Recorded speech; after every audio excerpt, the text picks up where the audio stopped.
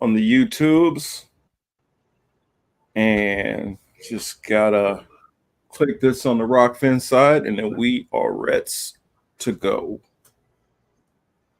Yeah, man, we Let me good. turn the mic so the It's fan's another not too loud. Saturday. We in June. It's another Saturday. We in June. We're like what? We're less than 2 weeks. We're 13 days away from the official start of summer. But to those of us here in, well, you know where we at, but where I'm at anyway, it already feels like summer. It's hot as outside, super hot. Yeah, Jared, that song by what was it? What's his name? Commodore. Um, it's Afro beats, and that's kind of what I've been rocking lately, quite a bit. I don't know. I switch it up because I go from Afro beats to some Cuban salsa, and then jump into a little reggae for a moment, and then jump back into some other stuff. So I just be bouncing around. Figure it's easier that way. I don't know. I probably pissed off the FBA. Tell them that I've been listening to Afro beats. Oh, okay, Listen to we that on the other same music. we on the same wavelength because I was gonna say, if you pay attention to that section of Twitter, they would tell you that Afro beats is trash and that it kills the party and that you should never listen to it. You know what I'm saying? Like it just fucks everything up. But if you really go outside, if you like music, then that shit works. You know what I'm saying?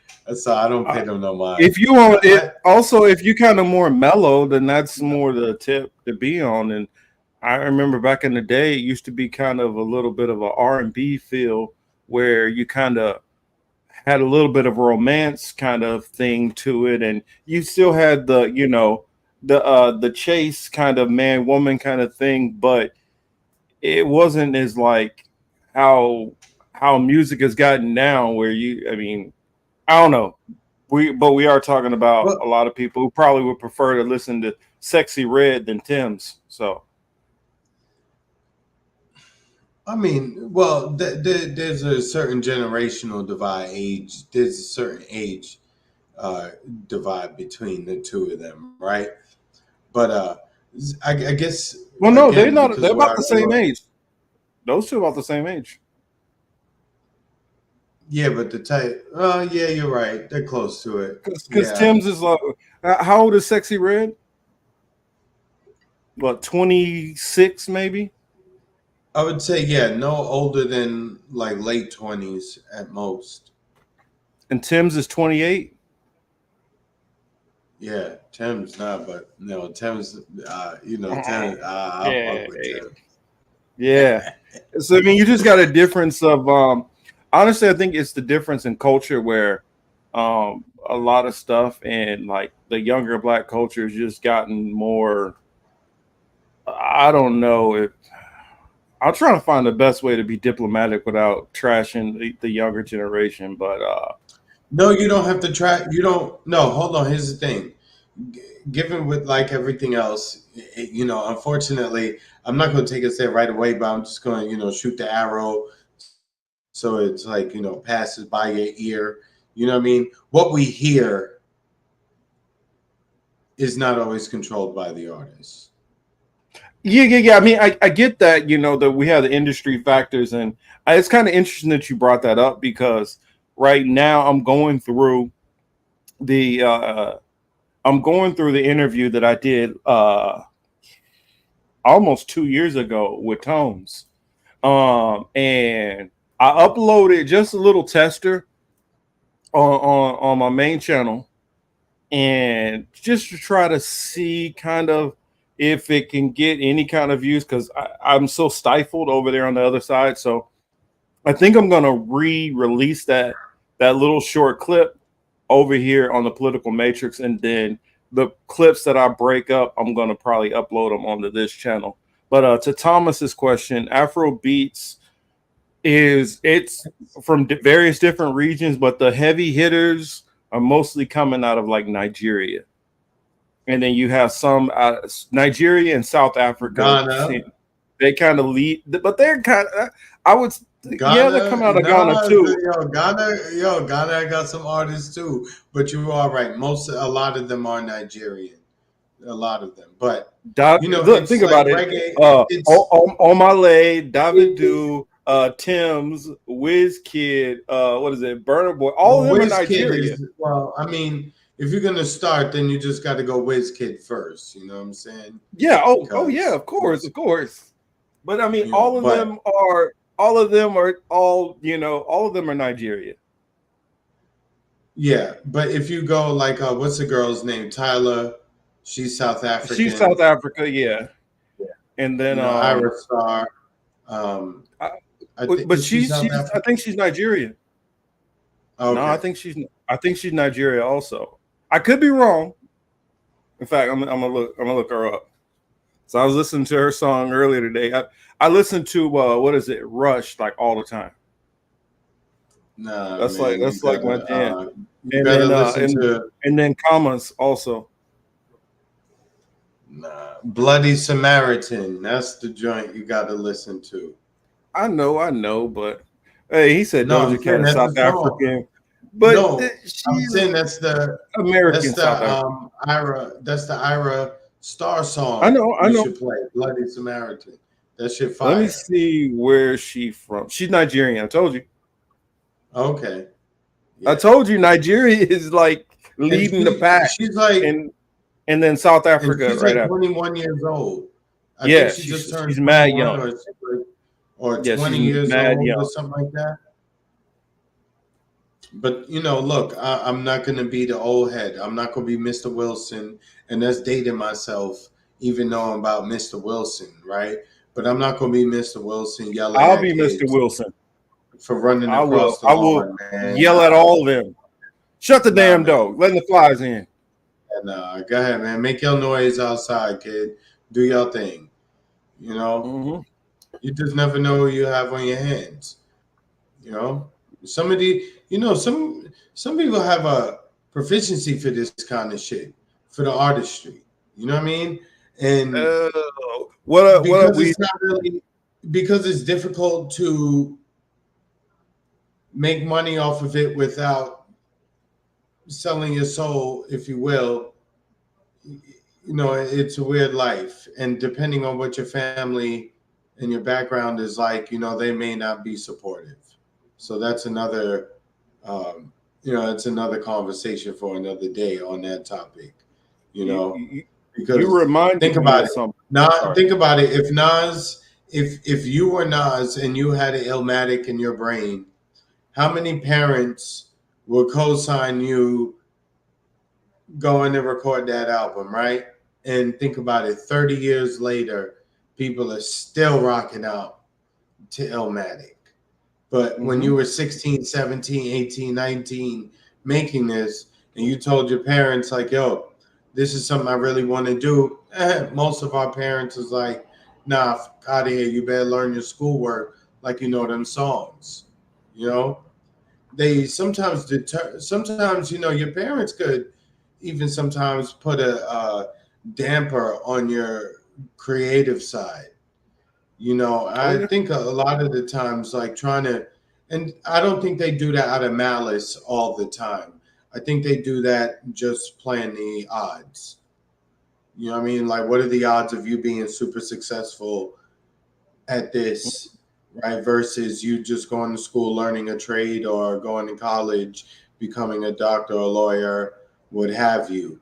However, not everybody wants to become a doctor or a lawyer, but hey, sometimes, Sometimes it's not unfortunately, even. Sometimes it's not even just when you're a kid. Sometimes it's when you're an adult because you might want to pursue some things when you're in your early 20s, 30s, and you can have a mm-hmm, spouse who like when I yeah, was getting out of the Navy, I was planning to go to film school. And my ex-wife kind of basically talked me out of it, like convinced me not to go after that. And that's what led me into first majoring in business administration and then eventually dropping that and switching to secondary education. mm, okay, Well, yeah, I Yeah, wanted to but go to you know, film school to write. I wanted to be a screenwriter. okay, that's interesting. But you know, sometimes you could put a damper on it, and then sometimes you could let it just go, and then you have an Oz, or you have Wu Tang, or you have Big, or you have Busta Rhymes, or you have Biggie, right? It's, you know, sometimes you have to just let them. You gotta let you have to let them create what it is Hmm. they're seeing in their head, and you have to be able to support that, even if you don't see it. Yeah. If you see they're passionate about it, you know, you can try to offer guidance as much as you can, but you shouldn't pour water on their fire. No, no, definitely not. You know, Um, in any way you can assist them, be that positive affirmation to them because you never know. I mean, not only would that make you a better parent, but also it makes your child's quality of life probably even 10 times better and your relationship down the road 10 times better, even if they don't, ultimately succeed or maybe the success is not becoming, the next huge star, you know, but maybe they're able to at least make a career out of it where they can at least do what they love. Don't douse your kids' dreams or your spouses either. did you watch King Richard? Yeah, yeah, yeah, yeah. Perfect example. But you You don't want know, to be overkill either. You don't want to be too far either. no, you don't. However, he when you have the vision at times, you look Yeah, like the crazy Joe, person. You look like, don't be the Joe Jackson. well, that part, you know, but sometimes when you have the vision, you seem like the crazy person. When you have the dedication and the discipline to stick by the plan you have or the goals you've set, the journey, those walking with you may not see it, may not understand it. So, you know, then you start to hear the whispers, you know, you're kind of crazy. You know, what's going on with him? I don't really know. I can't really be around him. But I mean, you know, I, I, I watched clips of the movie before. I watched pieces of it before, but it was just last week where I watched the entire movie, all the way through. Yo, Hmm. when that dude told Serena, you know, they hadn't paid for her to enter the tournament. But Hmm. when Serena was upset with, you know, not playing, he said, he told her, your sister's going to be number one in the world. Like, he basically said something to the effect, your sister's going to be number one for a long time. And you're going to be the greatest ever. Dog, like, yo, if mom, yo, son, it's good. If anybody ever called for, like, yo, you talk about really speaking something into existence. Chris giving the nurture. Hmm. Oh yeah, right. Um, honestly, as a father, imagine telling. I mean, everybody tells their kids they're gonna be great, right? But imagine Yeah, like saying, "Yo, you're gonna be the greatest ever," and then you fuck around and find out that, hey, guess what? I Pops was was right. right. No, I mean he knew what he had. I mean he could see the talent in his kids, and he fostered that belief in them. And honestly, every dream, every goal, aspiration has to start with a belief. Everything, it all has to Hmm. start with you on the inside and having that belief system. People would think like Navy SEALs or these people are like superhuman, the stuff they're able to do. No, it starts with having a desire to be able to do something and pushing yourself And to the be able to do and the X, no discipline. matter what it is, sports, entertainment, Yeah. academics, no matter what it is, you decide to do it. It has to start in the mind first. Yeah. You have to be disciplined, determined, right?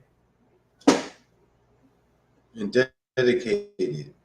You have to be all of those things if you're gonna be like dope at something. But um so, yo, everybody, thanks for coming through. You know, as usual, Saturday late night. Well, not too late night, but you know, Saturday night. Thank y'all for joining us. It is the Political Matrix. We here, as usual. You could have been anywhere in the world, but you're here with us, so we appreciate it. Yo, did I send you that clip from RZA? What the heck is this? I don't know. I can't remember. I'm not too sure. Maybe you did. I mean, Man, I there's a need. lot of stuff. What's crazy? Like throughout a week, you run across so much stuff, you forget. Some of the stuff you see on a Monday or Tuesday, come like Thursday afternoon, Friday morning, you kind of forgot what you already saw on Monday.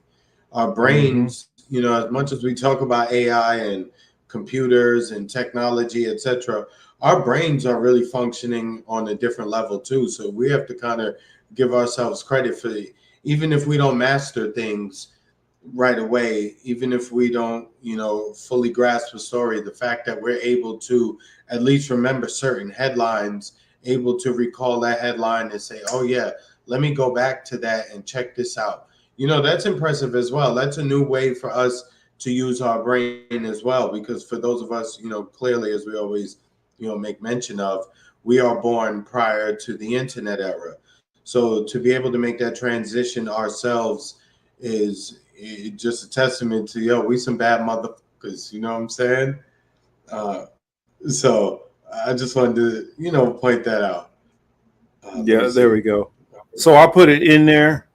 I'll try to see if I can pull it up because since you brought up FBA, it did remind me of something. And um, FBA recently had a big, I guess, a meeting, a festival, and I mean, I didn't cover it or anything, but I did run across this speech that Riza Islam gave.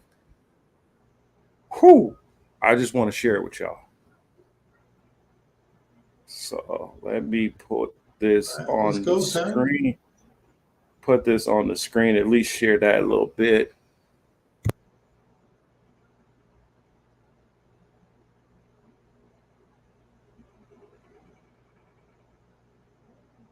Sorry about that. I forgot I got to share screen first. Yeah, Chris, that But was Marcus. While you get it ready, I'll just talk. Chris H. Yeah, talking okay. about X-Men. Jonina, what's up?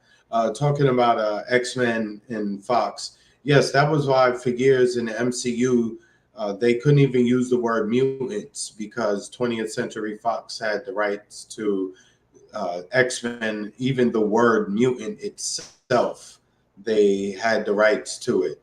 So that is why even when the introduction of Scarlet Witch into the MCU, they never describe who she is, who she's connected to, or how she got her powers.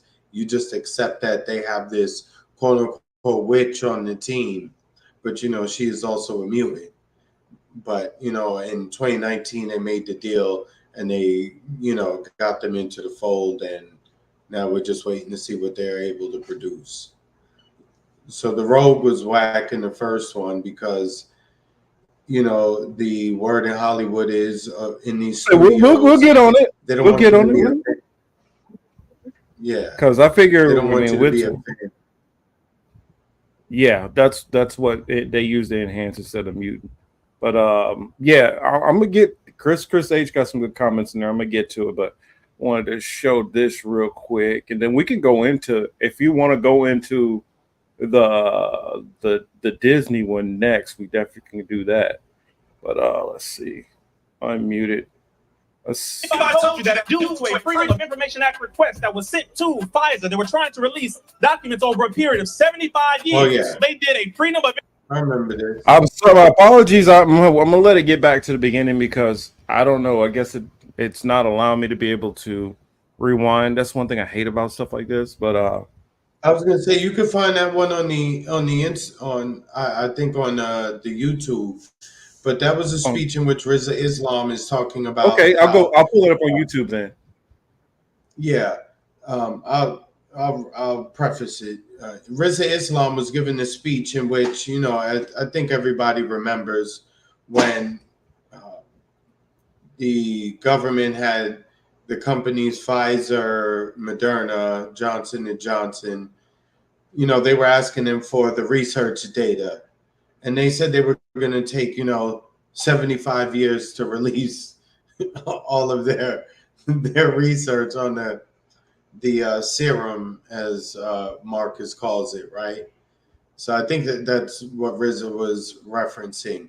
We all know why they initially, and we all know why they wanted to take that long before they revealed all of the research. But I think, and I'm glad we didn't put this in either the show notes or anything like this.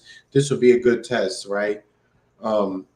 We all see what's happened in the last several weeks as it pertains to that incident we dealt with 4 years ago this time, and that those cloudy skies, right?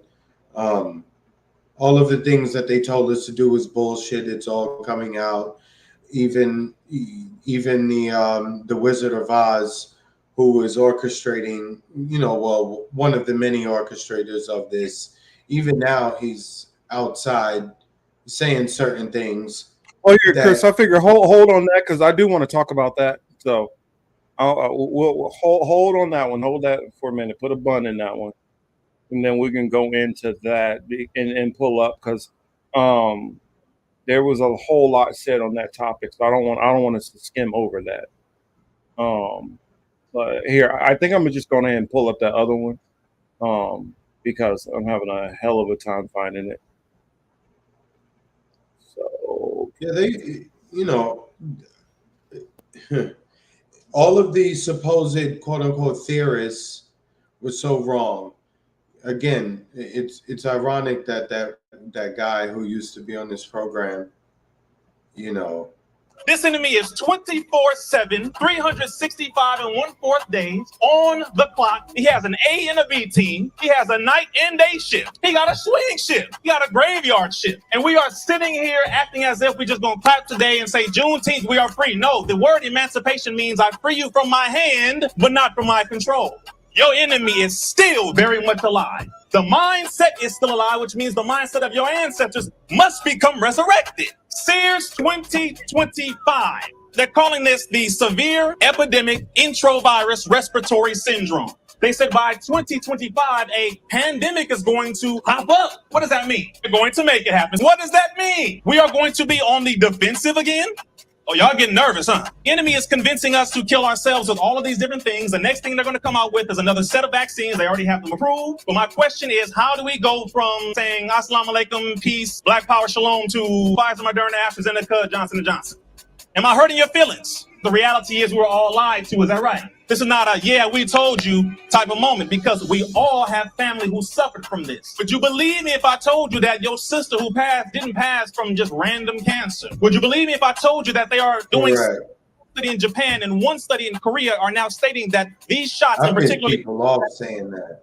I tried to be sensitive. Would you believe me if I told you that due to a Freedom of Information Act request that was sent to Pfizer, they were trying to release documents over a period of 75 years. So they did a Freedom of Information Act request where the judge said, no, you are going to reveal the over 55,000 documents in the next 6 months.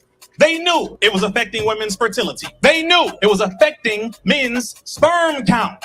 Do you hear me? They knew it was affecting your heart. They knew it was affecting your brain. They knew it was causing and leading people into a heavier level of Bell's palsy. They knew it was causing paralysis. They knew all of this in the trial data. Do you hear what I'm saying to you? Pfizer is being sued by European nations right now.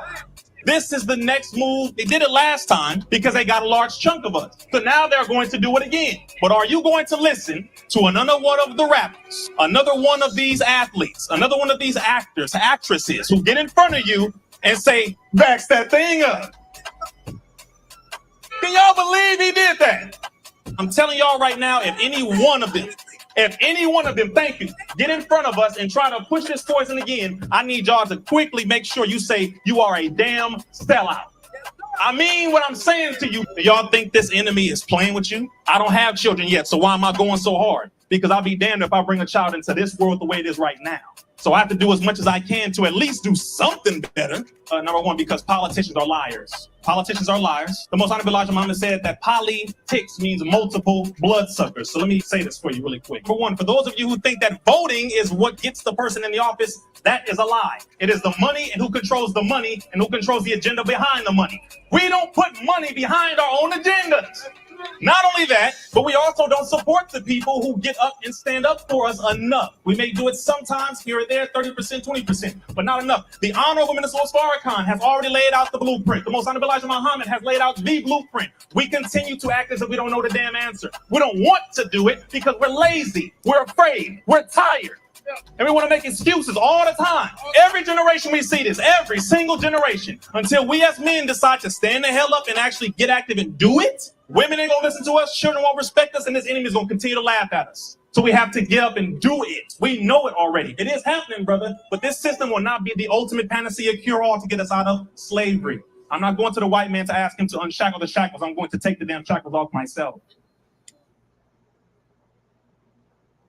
Yeah, I just didn't really I didn't go into it because I couldn't because I can't pause it. So figure let it get a clean.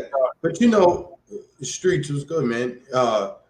You know, we had a joke on this show, you know, talking about the third leg. Kelly was always with the third leg. Yeah, you know, correct. We referenced that often back in the day because it started with me saying, I guarantee you're going to have a problem one way or the other. Either you won't stand up or you're going to be shooting blanks. And sure enough, what are the first two references? Fertility. We already know that the problem is not that there's too many people in the problem. It's just that they just don't want you to make any more. They're okay with who's left. They just don't want you to make too much more. The Georgia Guidestone was talking about before it was destroyed. Just not. We don't need all of you. No, I don't. You know, I think they want to get down. Like when we heard some of these elites come out and they've kind of told on themselves, saying that I'm trying to remember which prince was it. He said if he could die and come back, he want to come back as a virus so he can kill as many people as possible. Who was that? Andrew? One of the Andrew or David or you know they got them names like that. I can't remember which one. But yeah, they all got the same born ass names, but one of them came. But that's what he said that he wishes that he could do. Now, don't get mad at me, YouTube, for me just quote. This is what a motherfucker said from the royal family. This is what this man said. And then when you hear multiple of these people in power talking about ultimately Prince Philip, thank you, Yonina. When you have these people talk about how the planet is getting too crowded, we need less people. Epstein said he want to reseed the population with his seed, dog. I mean, of course he would say that. The talk about delusions of grandeur. You know, this is, you know, never mind. Whatever. Go ahead. Sorry. Yeah, but I was saying that you got so many of these elites that have already talked about that they want population control, that they want to drop the numbers. Then you have stuff coming out like an episode that I think this is one of the first. It's not the first, but one of the first that was just yanked down completely when we showed that clip from Utopia with John Cusack. And for those who don't know what I'm talking about, look it up. They finally went back and they like said it cleared something and we weren't violating something. Like how long was it, Chris? Like maybe 3, 4, like 6 months afterwards, they said, oh, it's all right. It might even been longer than that. It might have been like 8, 9 months later. They allowed the clip to be up because how YouTube works as far as like the copyright stuff, it will let you play certain copyright stuff as long as it's something that's on YouTube and it won't affect the video. Now, I don't know how it affects monetization or whatever because, hey, we're not monetized. And if you are listening and you are not subscribed and you want to help us get towards monetization, subscribe. Please subscribe. I mean, and we appreciate all the new subscribers who came over and subscribe to the channel. So that helps us get a little bit further. That helps us get out into the algorithm more. The more we can get into the algorithm, the more it can get. And I would love for this day to happen, which I don't foresee it happening. But if it ever got to a point where we could do this on a much more regular basis, we would drop y'all a whole lot more commentary, and y'all would get a lot more videos on a regular basis. If it was a world where that was possible.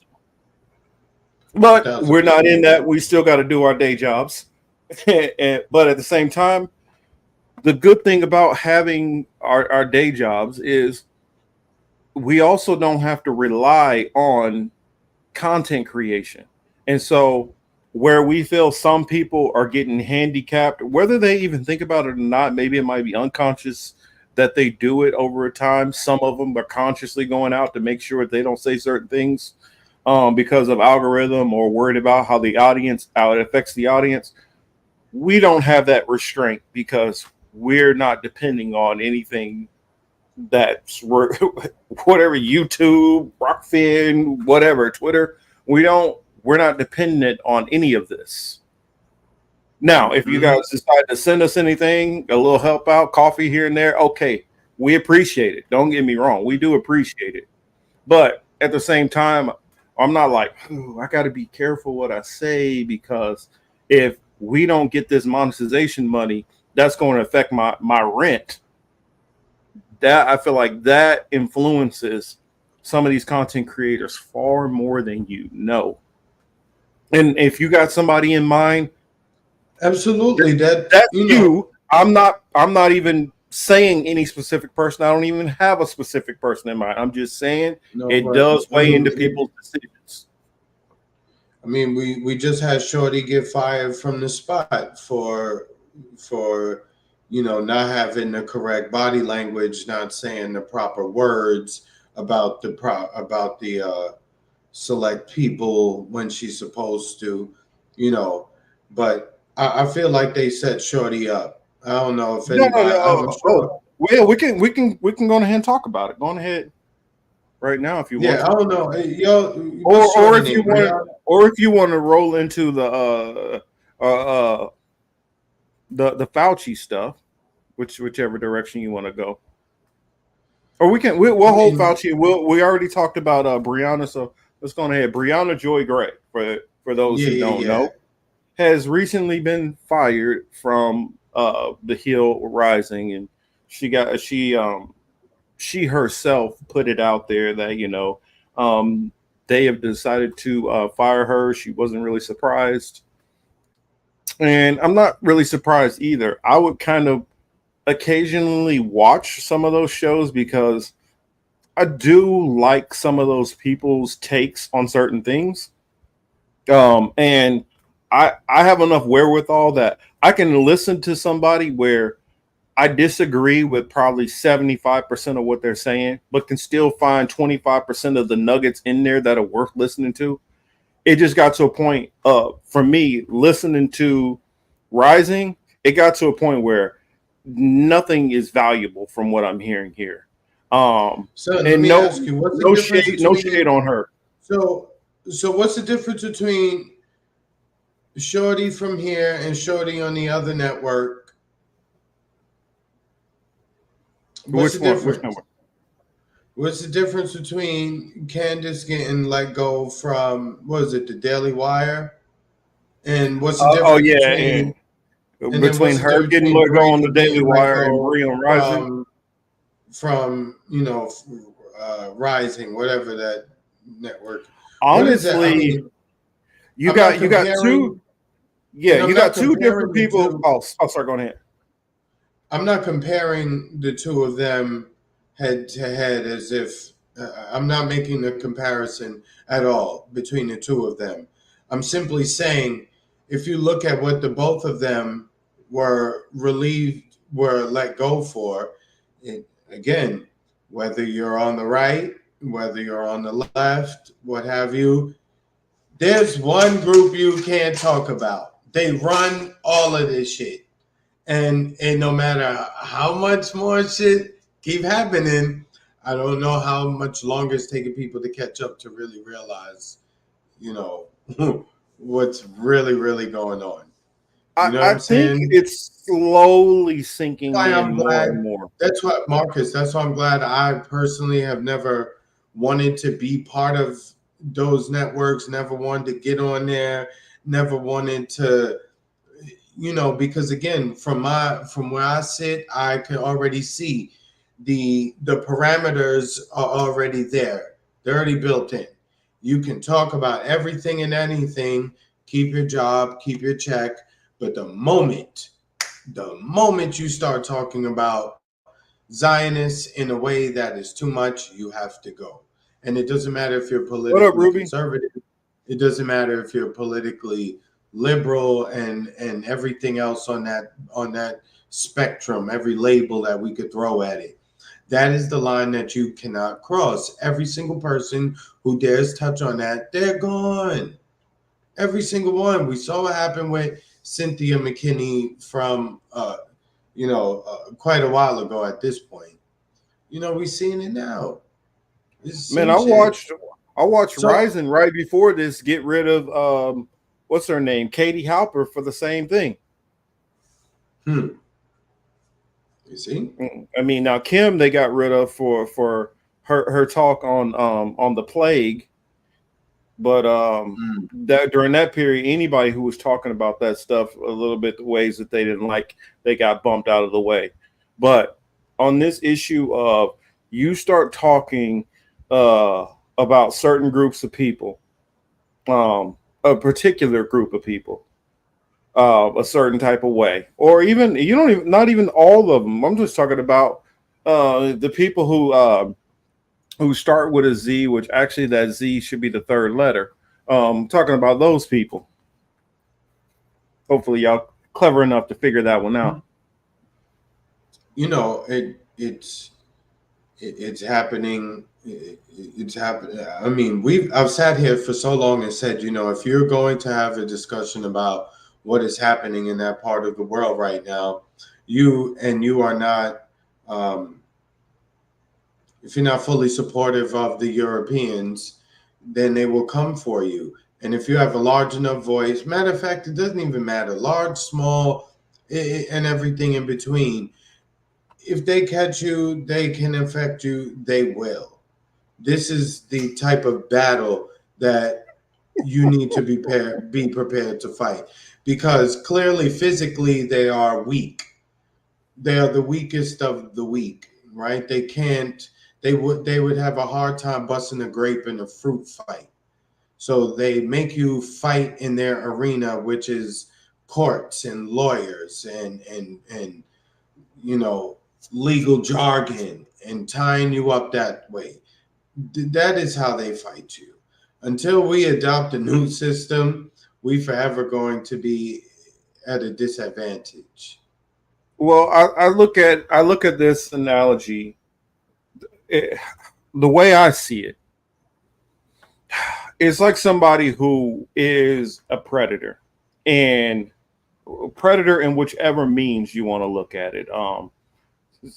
Let's say you're a financial predator, and you've been running this scam on people, and you've been getting them to send you this check every month that they really don't need to send you because you're not actually providing them a real service. But you're able to exploit this person over and over and over.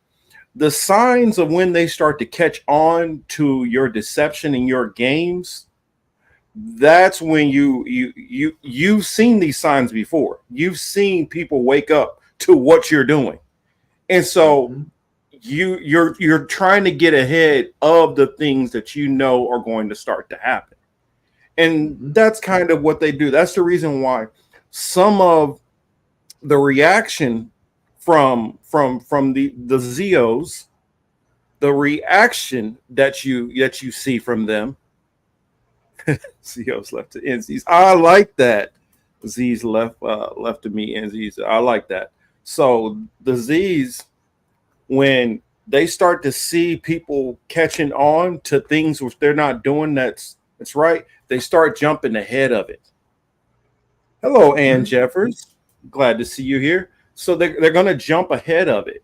And so that's the reason why you might feel like you're not doing anything that's crazy or out of the ordinary, but the reaction is so over the top because this is a person who knows, as you start to figure out more and more what's going on, where that reaction has the potential to lead, and it's not in a good direction for said self. And so that's what you're going to have. But I saw the Brianna situation coming from a mile away, and I know she got on and she defended. I know that other people have said, oh well, you know, Robbie says he's all broken up about this. Don't buy it. Robbie's just saying that so that you guys won't take it out on him and not watch the show. But I have no doubt in my mind that he is more than happy to see her go. And he probably had a bunch of words that start with an N for her up under his breath most of the time that they were arguing and fighting.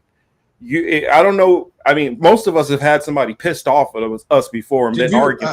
You can see when somebody has hatred and anger towards you. And I don't think and like I told Chris earlier, I said, I watched it all the way back to when it was Crystal and Buck, to before it was Sagar, to before all these other people came on and all the turnover. And I have not seen anybody who's been more contentious towards anybody and more vitriol between two people on there than between Brianna and Robbie. So nobody can convince me that Robbie is not happy to see her go, and that he possibly didn't even have something to do with it. Because you could, for those who would watch it occasionally, you could see she would bring on a guest that you can tell supported her argument, and he would turn around and then bring on somebody. So he would bring on this hardcore over the top person to defend against her because he couldn't argue with her. And that's what you would constantly see. Whoever she brought on or whatever point she made, he would try to bring on somebody to go against her. And so you telling me that he wanted to keep hearing her opinions, and you look in the chats.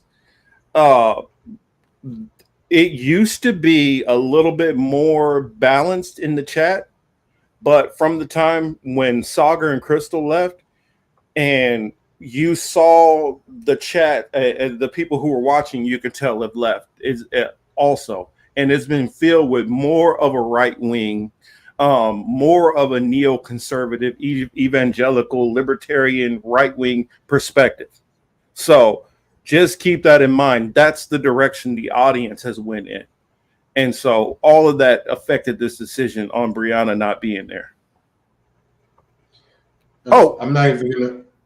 1,000.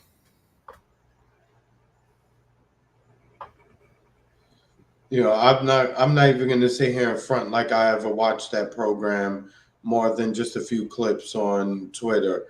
I never did watch that program. I was not a fan of it. I didn't hate it because I didn't know anything about it. But from what I saw, I know it was just like MSNBC light, with them willing to like step a little bit further into certain topics than MSNBC was. That was my take on it. That's how the production of it looked. That was the feel it gave me upon my first glance. Fast forward to the incident with Brianna, right? They brought on. How does a show like that get a hostage sister? Well, you got to remember, this is what about. I mean, they have about what 2 million subscribers on their YouTube channel, and they are on multiple different cable packages too. That was a setup. Did you? I don't know if the audience listened to the interview, but the chick was clearly is a bad actress. Of course, clearly a terrible. Matter of fact, like she would have been a bad actress in a porn, right? And that's hard to do. That's how bad it was. And then because she rolls her eyes a little bit, we got to get rid of her just like that. That was a setup. And the way that they made her, the level of ignorance they tuned her up to be, is something that if you're trying to hold it together, it's tough to hold it together in your face when you know people are playing in your face with the stupidity. Well, So so Brianna kind of had a real nigga moment when she rolled her eyes in the face of the stupidity, and we got her. Now we could do it. She didn't show enough. She didn't show enough sadness and she didn't show enough empathy and all that. Yeah. empathy and respect for somebody whose family member is a hostage held by Hamas. You know what I'm saying? It all goes along with their stupid fucking game. This nasty ass narrative that they, using on people. But ironically, like I said, these kids, 30, 20 years old, the 14, 15-year-olds, I just wonder how they're going to work the propaganda on that generation, because they don't care. They're not. About They're not. It's anything. not going to work. They're just not. It's not going to work. It's interesting to see. To them, you mentioned World War II, Hitler. You know what I'm saying? Hitler is like somebody in a video game that they kill, but they don't know nothing about the ideology. They not swayed by it the way that people in their late 50s and 60s are.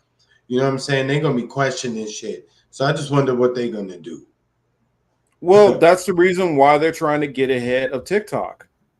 That's the very reason why they have such bones against TikTok. TikTok is the only one that is not in firm grips of ZOs. It's the only one. Now, and the crazy part about it is TikTok has even cracked down the way that they want to because of the pressure. But that's not enough. They're like, no. We need to get full control over this one, because this is the one avenue where it has a wide reach, especially to the younger audience, the crowd of people who are pushing back on us the most. And so we have to get ahead of this. And another thing, and this is what I would say to people like that woman who was on there. We get it. Your sister was a hostage, and we understand how. No, we don't even know if that is true. They have been no.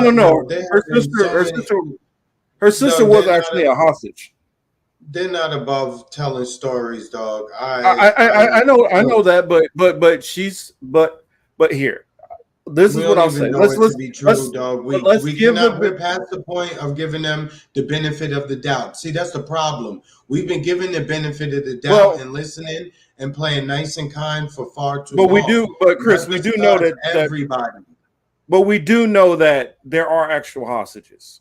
Now, I mean, I don't doubt that they made up. Dead. They've been carrying them hostages for months, and they've been bombing them people for months. There's 3 hostages left. Let's keep it real. No, they just had 4 of them that they found. Okay, so out of 7, sorry. I mean, that's what I'm saying. So, my issue, what I was gonna say is, even if it is true, 1,000%, her sister is one of the hostages. She's still alive out there. This is what makes it hard dealing with people like this. She gets on there and she still says a bunch of stuff that's been proven that is not true. Yo, if you get jumped on and you get beat up by 2 people, you can say, I got beat up by 2 people. That's enough. You don't have to say you got beat on by 15 people. This is why people have a hard time listening to a lot of those people out of that tiny countries that are ZOs, because you can't just take the truth and it be enough. You got to take it and you got to add some extra shit on it that's not real. That's not the reality. Because of these extra lies, it makes people doubt your whole entire story. But for some reason, they can't get it through their head that they don't need to add all this extra lies on top of it and embellishments. Dog, they got truth BBLs, dog. That's what they got. That's what frustrates me the most. You can be like, yo, If it was two people, if three people jumped you could say three people all beat the hell out of me. You don't have to say it was 15 of them and they had baseball bats too. When you start doing that lying shit like that, and you start exaggerating every freaking thing, like the girl with the with the flag, and they had the little flag and it went by, and she said a Palestinian protester stabbed her in the eye. At best, you got accidentally flicked in the face, and as much as somebody accidentally bumping you, and Marcus, oh goodness, you did not get stabbed in the eye, and that exaggeration, those lies like that, is what discredits you. But for some reason, the level of lying that comes out of that country is just unmatched. Marcus, so no more Hamas is using what was it? Hang gliders. So that plan is just done. They stop. Well, this is well, and this is the narrative which I gotta say this because I see videos. I see videos out there, and I think they're well intentioned. People like one day they gonna say like, that crazy light skin dude he was on to something. Maybe they might what's his name? A British guy, Owen something. I can't remember, but it's a bunch of people out there who are like, Israel's actually losing right now. Well, they're not losing. Their goal isn't to get rid of Hamas. That's not the goal. The goal is the land. That's always been the goal, to get the land and to push them out. Ethnic cleansing, that's the goal. That's always been the goal. To get enough of them, it's to get enough of them out of the way so they can start construction on the projects that they have drawn up, and to keep the, now you have the rabble rousers out the way. You got the hoodlums out the way. So it's like gentrification, ethnic cleansing, and erasure of the native population, all in the same. It's all the same thing. But that's all it was. They try to front like it's anything else, and just look how they beat that day on the 10th month. Look how they beat that day up. I mean, they can hit us with whatever they feel like saying on this. No one can convince me, off of what I've seen so far, that somebody within the Israeli government, I would say multiple people within that government, not only allowed this to happen, but was active in the plans on that day in October to happen, and to happen the way it did. You cannot convince me any other way. They wanted everything to happen the way it happened, and in turn, they had no problem with sacrificing plenty of their own people to get that done. And it is no different than in some kind of bank heist when, okay, you're going to let your friends come in and go steal a whole bunch of money, and you tell a couple, shoot me in the leg and then the arm, and then I'll go and tell the cops this and that. This is what I believe happened. They intentionally let some of their people be taken out, and then they took out some of their people, including, I believe, even the hostages. How was everything so pristine in order to hold the hostages? Also, why is all the bombing and I hear, and this is how I know the media is even involved in this. I have not heard one single person in the media ever when they say, well, what are we supposed to do? Easy, go in the fucking tunnels. If you really saying you want to go after Hamas and Hamas is in the tunnels, you go into the tunnels. You don't just keep bombing everything above. When we were in the Middle East, now granted, many of us were tricked into going in there, and we were given false information on why we were there and what we were supposed to be doing. But we didn't just bomb whole city blocks. We went in. We went door to door to door looking for people. We didn't just destroy every damn thing. And that's how you know you're not going after looking for these said terrorists. That's not who you're going after. You're trying to destroy everything. And then when you hear people like Piers Morgan will say, well, we can't allow Hamas to be have any part in the government in any kind of way. You never hear anybody really push back on him fiercely and say, do you realize Hamas, when you say Hamas, you're talking about everybody from the military, which you're thinking, because they're thinking Hamas military. No, you're talking about the people who work in the governmental offices. You're talking about people who keep healthcare statistics. You're talking about doctors. You're talking about any kind of legal system that they have in there. You're talking about the teachers. You're talking about the people who pick up the trash. You're talking about the cops. You're talking about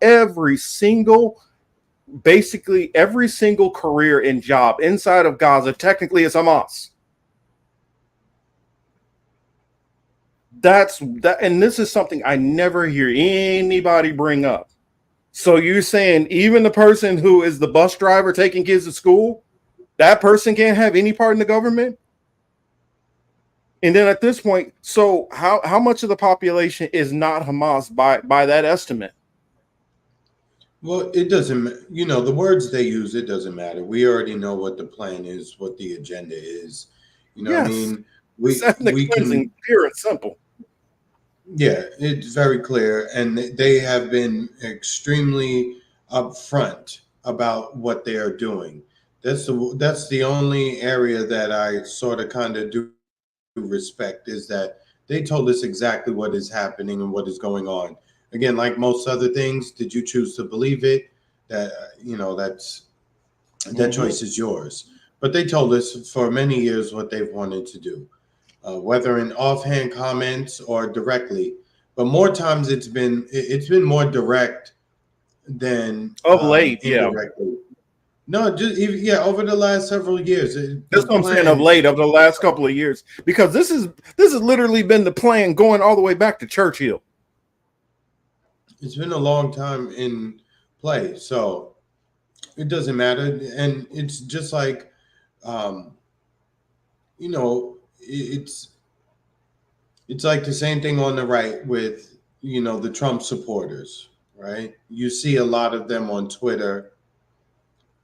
They're making their comments about Zionists and their control. They are actually also now pointing to the fact that AIPAC pays these guys, right? They write the legislation.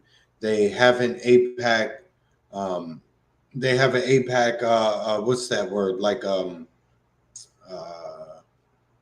fairy godfather who follows them around, and that is their AIPAC rep. So there, a lot of the Trump supporters are just, a segment of them online, I'll say, are realizing, like, wait a second, this thing runs kind of deep, and it looks like Trump may be compromised on some level. So some of them are displaying a little bit of common sense. But the vast majority of them are like, well, he's the only one who could save us. Or you get ones like perfect example, Stu Peters. Stu Peters will sit there and talk about, all the crap that they're doing. He'll go after Zionists, this and this. And he'll keep going after that. Then he'll turn around and say, you can't trust what they do because they're lying. And then turn around and use stats from the same people you just said you can't trust to hit black people over the head with. And so that's one, like, the cognitive dissonance on the right, how they process things. I've lost faith in that they have deductive reasoning skills. And I've been saying this for a long time, right? Because the one thing the right-wing media was great at was putting the name George Soros in their heads and in their mouths, right? Because that was all you ever heard. George Soros, George Soros, George Soros. people such as myself are like, yo, the Adelson family been around for a minute, right? He been around for a long time. He been a long time Zionist. Well, because heavy in American politics. Adelson's not doing it because he's not giving the Democrats. That's why. Right? But they missed all that. They missed how he basically bankrolled the initial Trump campaign. Now we see the wife like, yeah, hey, we'll give you some money too, a lot of money. Yeah. Trump's biggest donor is the same person who funds the birthright trips to Israel. But y'all don't make the connection.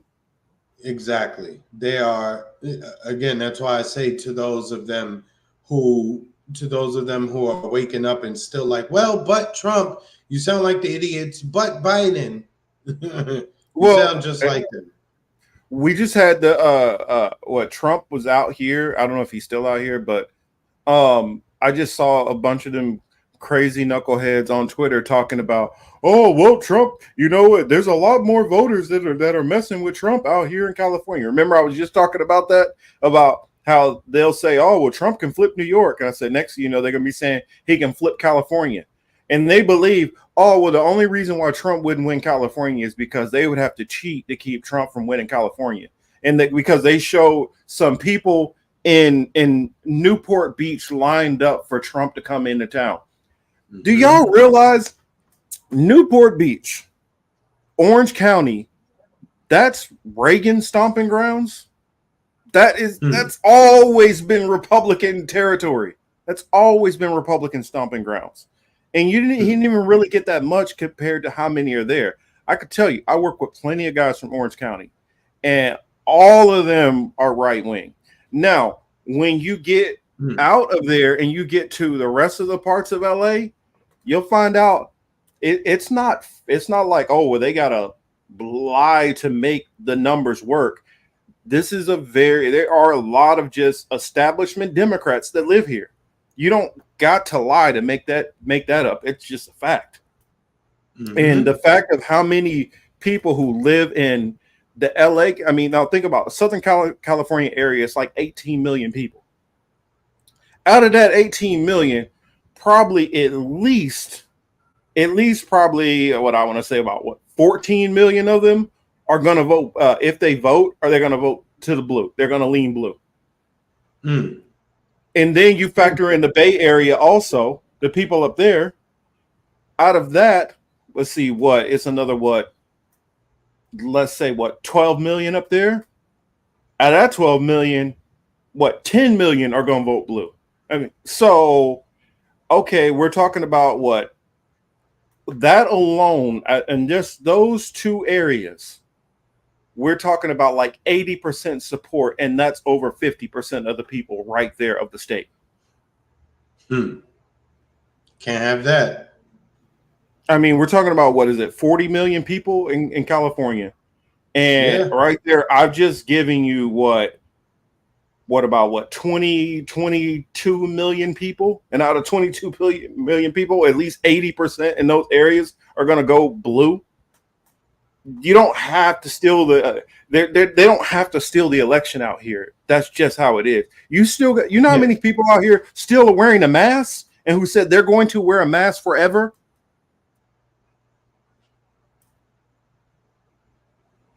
Yes, there are still plenty of I can't tell you how many stores I go to where there are people who wear a mask every day because that's willingly what they decide to do. Go get my goddamn pretzels, man. There's no restrictions. There's nobody telling them to do it. I watch people riding in their cars, still wearing masks by themselves. So the mindset of thinking that, oh no, it's secretly a bunch of Trump voters out here in California. There's some in every state. You're going to have some people who are Republicans and who are Trump voters. But to think they gotta fabricate and lie for the Democrats to win out here, no, you obviously don't know this area. And I'm not even from here like that, but I know that for a fact. And the thing about it, when you think of California, everybody thinks it's this super lefty. It's establishment Democrats. It's not like some kind of real far left economic like socialist communists. They might be to the left on like the so-called far left on social issues, on what people would call DEI or like how they turn woke into a dirty word. Yes, they might be all about the LGBTQ and stuff like that. Very, they all or very hardcore on the atheist side out here. But as far as like actual communists or socialists, any kind of like far left-wing ideology, Marxism, no, these people out here are not that. They are typical dyed-in-the-wool Democrats. Period. Yes, That's mask in the car, Emmanuel. Yes. All I know shit is like that in Portland too, definitely. That's how from Portland down to Cali is the same way. Portland and Washington. So it's this whole area is just Democrat central, neoliberals, and there's little pockets where you have some people who might be a little further Marxist, socialists, or communists. Very, very small percentage of that. And none of them are in any kind of forms of power. Ruby says, yeah, people say Trump will make Israel stop killing Palestinians. No, why would he? In fact, Trump, I'd say he makes it easier. Trump would just say, yo, go ahead, use the big bombs or use the lawnmower for real. Get them out of there. Do it over 2 days and be done with it. Yeah. Trump is going to be like, yo, let's speed the process up. That's it. You could take off the gloves. That's what Trump will be on. What's up, Gregory? Oh, and shout out to him, Car. I don't remember if I shouted you out or not, but shout out to him, Car. Hemp, what's up, man? But the only thing Trump, and actually the reason why I say I think things will get worse under Trump is because the shit libs are going to spend so much time focusing on Trump that what's going over there is going to be completely overshadowed. You're not even going to hear about what's going on over there because everybody's going to be focused on what Trump does every minute of the day. And so I look at it like this. If I'm Netanyahu, even though Biden is basically doing everything I want and just griping and bitching and moaning a little bit because he's trying to, do it for political purposes, with Trump, anybody who's actually feels bad about this, who's going to criticize, is not going to criticize when Trump gets into power.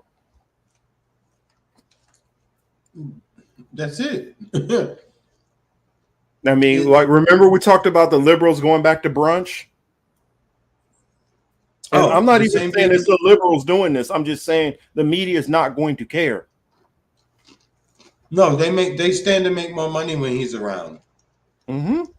Because he becomes a story. As much as right now they're trying to pretend that they don't. The moment he's back in office, they make more money. Period. Who's the car accident that America can't stop watching? Yo, answer. I want to hear your thoughts on Street's question. The late Reagan was in office. Would this shit be going on? Would this shit be going on around the world? Yes. The reason why he was dementia out, Alzheimer's out. He wouldn't been in either. The reason why I say that it would still be going on is if you believe that Reagan would have had the ability to stop or control this, that's given into the belief that these politicians are actually controlling this. I don't. I believe the people who have been controlling and piggybacking these presidents and deciding who gets in office and who doesn't by donations and things like that. If you don't have certain money or certain media attention, and it comes with certain backers, it's like a whole package. I mean, you remember? I don't know who remember Head of State with Chris Rock, Bernie Mac, where he was slapping people off the train. Yeah. That's my shit.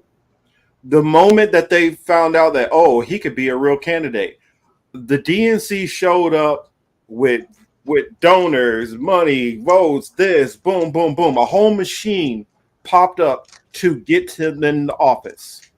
And now they don't show you what happens after he gets in the office, but guarantee you will see the other side of it, the control that comes in. And that's the same thing when you start running for office. Once they decided, oh, okay, well, this is somebody that people kind of can deal with. Okay, we'll put our money and support behind this person, and now we're going to astroturf the rest of this campaign. But by astroturfing it, once you sign this deal with us, you're going to do certain things, point blank, period. And the reason why I say that with Reagan it would be further along is because I don't believe the Zionists had the power at Reagan's time that they have now. And with each president, they gain more and more and more power. And it doesn't, once power is gained, it doesn't recede. That's the thing. It's not like with each president, they get a little bit more influence or a little less. Each president, the influence is increased. And so people are thinking, oh, well, all this stuff wasn't going on under Trump. I mean, just look at this. It's going to be going on under Trump, and after Trump, more is going to be going under that president too.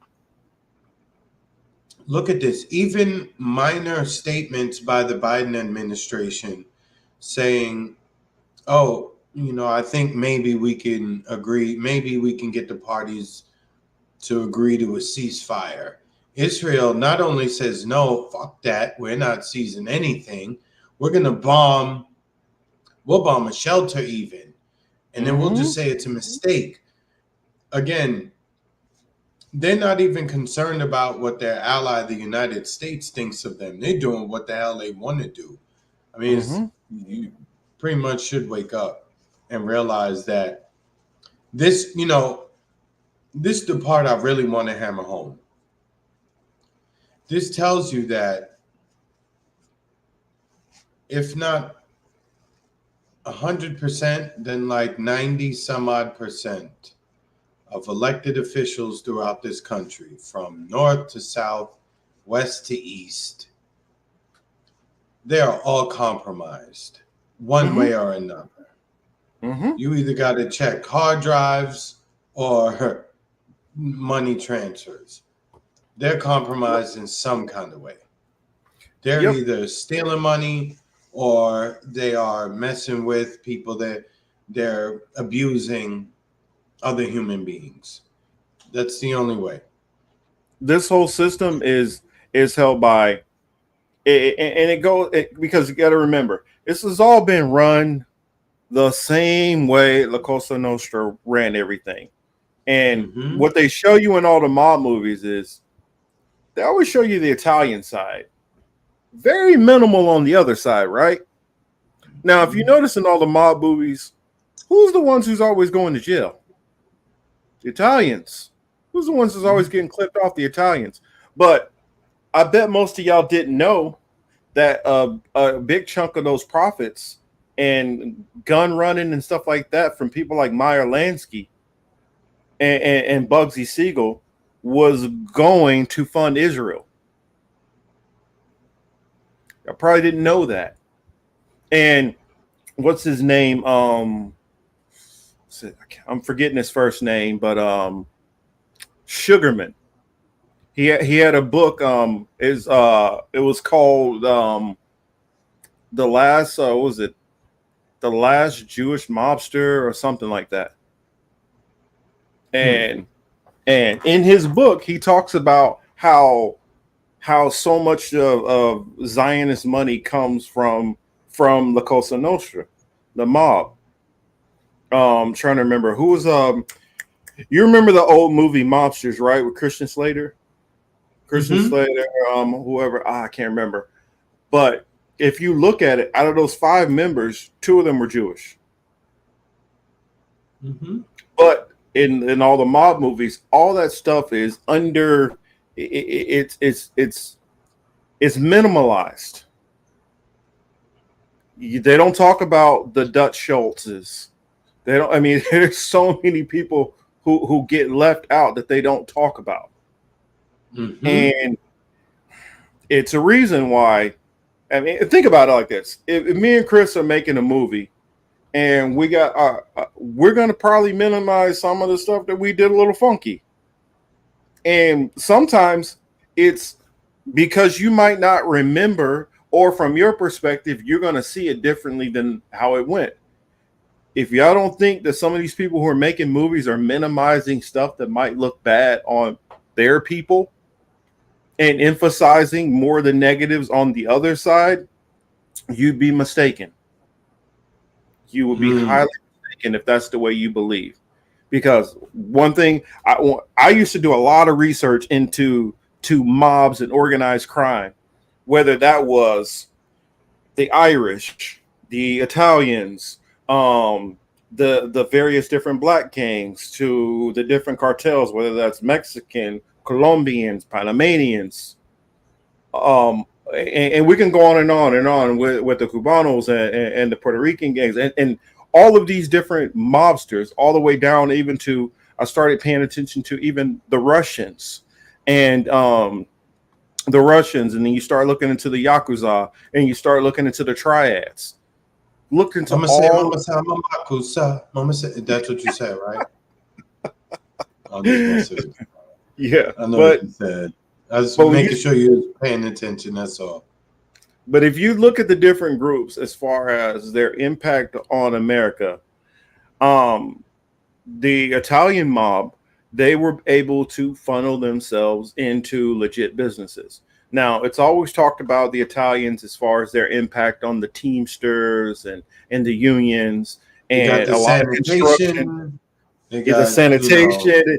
Oh, you're a New Yorker. You definitely know what I'm talking about. And all the different construction groups. They got all the ports. They got all the contracts down at the ports. Mm-hmm. You know what I'm saying? So what happened to the Italian mobster? What happened to the Jewish mobsters on the other side? Many of them went into the casino business. I.e., you look down later on, a Sheldon Adelson, who is who's Trump's major donor. I mean, I'm trying to think of what's another one. The one that's in if you guys remember the movie Casino. Not Casino. Am I thinking Casino? Casino was the Casino with Sam Rothstein. Sam Rothstein, who put the first casino in Kansas City, also. Yes, he did. Y'all gotta stop looking at this stuff isolated and start connecting these dots together. And then you get another 20, 30, 40, 50 years down the line, and these same people are the ones who are donating to your politicians. Because I hate to tell the class that they are not everybody in the class clearly, but I hate to say it that they're so far behind. You know what I'm saying? You know, Rick is right also. And then you had a chunk of the Italians fold into the CIA, FBI also. More so the FBI than anything. But because the CIA now actually has a lot of first generation immigrants in it. They've taken a lot, and I'm talking about from every country, because they're getting people in who already have language skills so that they're easier to infiltrate into other countries by already having those languages. But at the same time, you appear as just being a normal American. But let's say that you came from, let's say you're a first generation from Cameroon. You might still speak the dialects in that area, but you sound like an American. Oh yeah, it looks like Rick does know a little bit about this also, which is good. We like to have people in our chat which are very informed and also can hop on here anytime and help us out, and also throughout the chat be able to help us out. Thomas says the mob did infiltrate a few native casinos in the east and southwest. They laundered tricked tribal councils and stole tens of millions, but they were busted on camera and undercover investigators, which that is mostly more of the tribal where those were caught. And I guarantee you the reason why they were caught is because this was how this was how it was chose to be done after they went legit, because they were encroaching on profits from the other casinos. And I guarantee you, the bigger casinos decided that this is a way to get rid of the competition. It's the same way as organized crime started. We use cops to get rid of other competition. The same way cartels do it to get rid of smaller cartels in different countries. It's the same game, just played a little bit differently. And I guarantee you, speaking of CIA, cartels, all that, we're going to start finding out stuff down the road. Somebody who knows a little bit more going to start finding out stuff about Claudia Scheinbaum. Watch. Everything is way too squeaky clean from her right now. And it's so hard to find anything on this woman. You can't tell me that you were the mayor of Mexico City and there ain't no kind of dirt. Also, let's factor in, we had, 36, I think it was 36, 37 presidential candidates who were assassinated in this one election cycle for her to be able to rise to the top. I'm not saying that she did it. I'm not saying she didn't do it, but I wouldn't doubt that somebody might have allowed these things to happen so she can have the ability to rise to the top. Yeah. Oh, Janice, there's about 500,000 from what I heard who live there. But never heard of her. Well, it is suspicious given that just not it was the sheer number of what they deemed to be political assassinations. What they told us were political assassinations, right?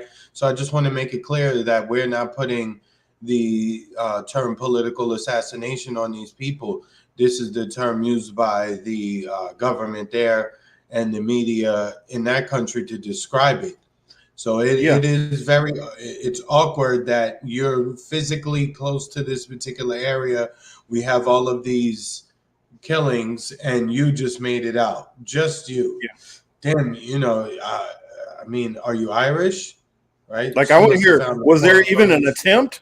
Did anybody even attempt to go after her? I'm not saying that they should have. I'm not saying that they should, but I mean, no, not at all. If only bad things happen to people around me and nothing bad happens to me, I mean, it's not illogical to look my direction. I got to look into that. I didn't know that. Rick says, yeah, she has ties to billionaire Carlos Slim, which that's something to look into also. Oh. And he's into a lot of everything. Well, that opens up a whole web right there. Just the fact of, I mean, there's a lot. I guarantee you that we keep looking into what goes on down in Mexico, and I'm just waiting for I'm just waiting for her to assume power and actually start putting her agenda in place, and then actions speak louder than words. We'll be able to see how those policies affect the people there and who they're benefiting.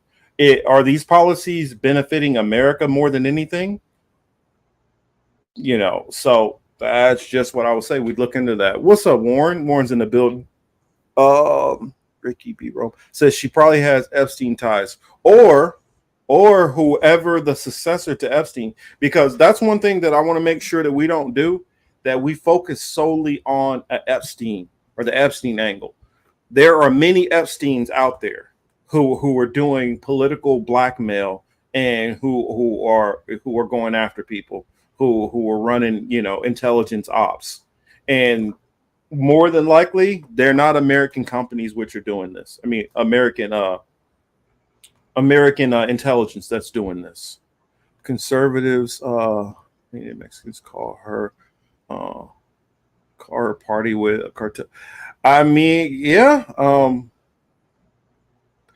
But see, that's where it gets tough. Let me put Truth Violates comment on there. As conservatives in Mexico call her party, the cartel's party.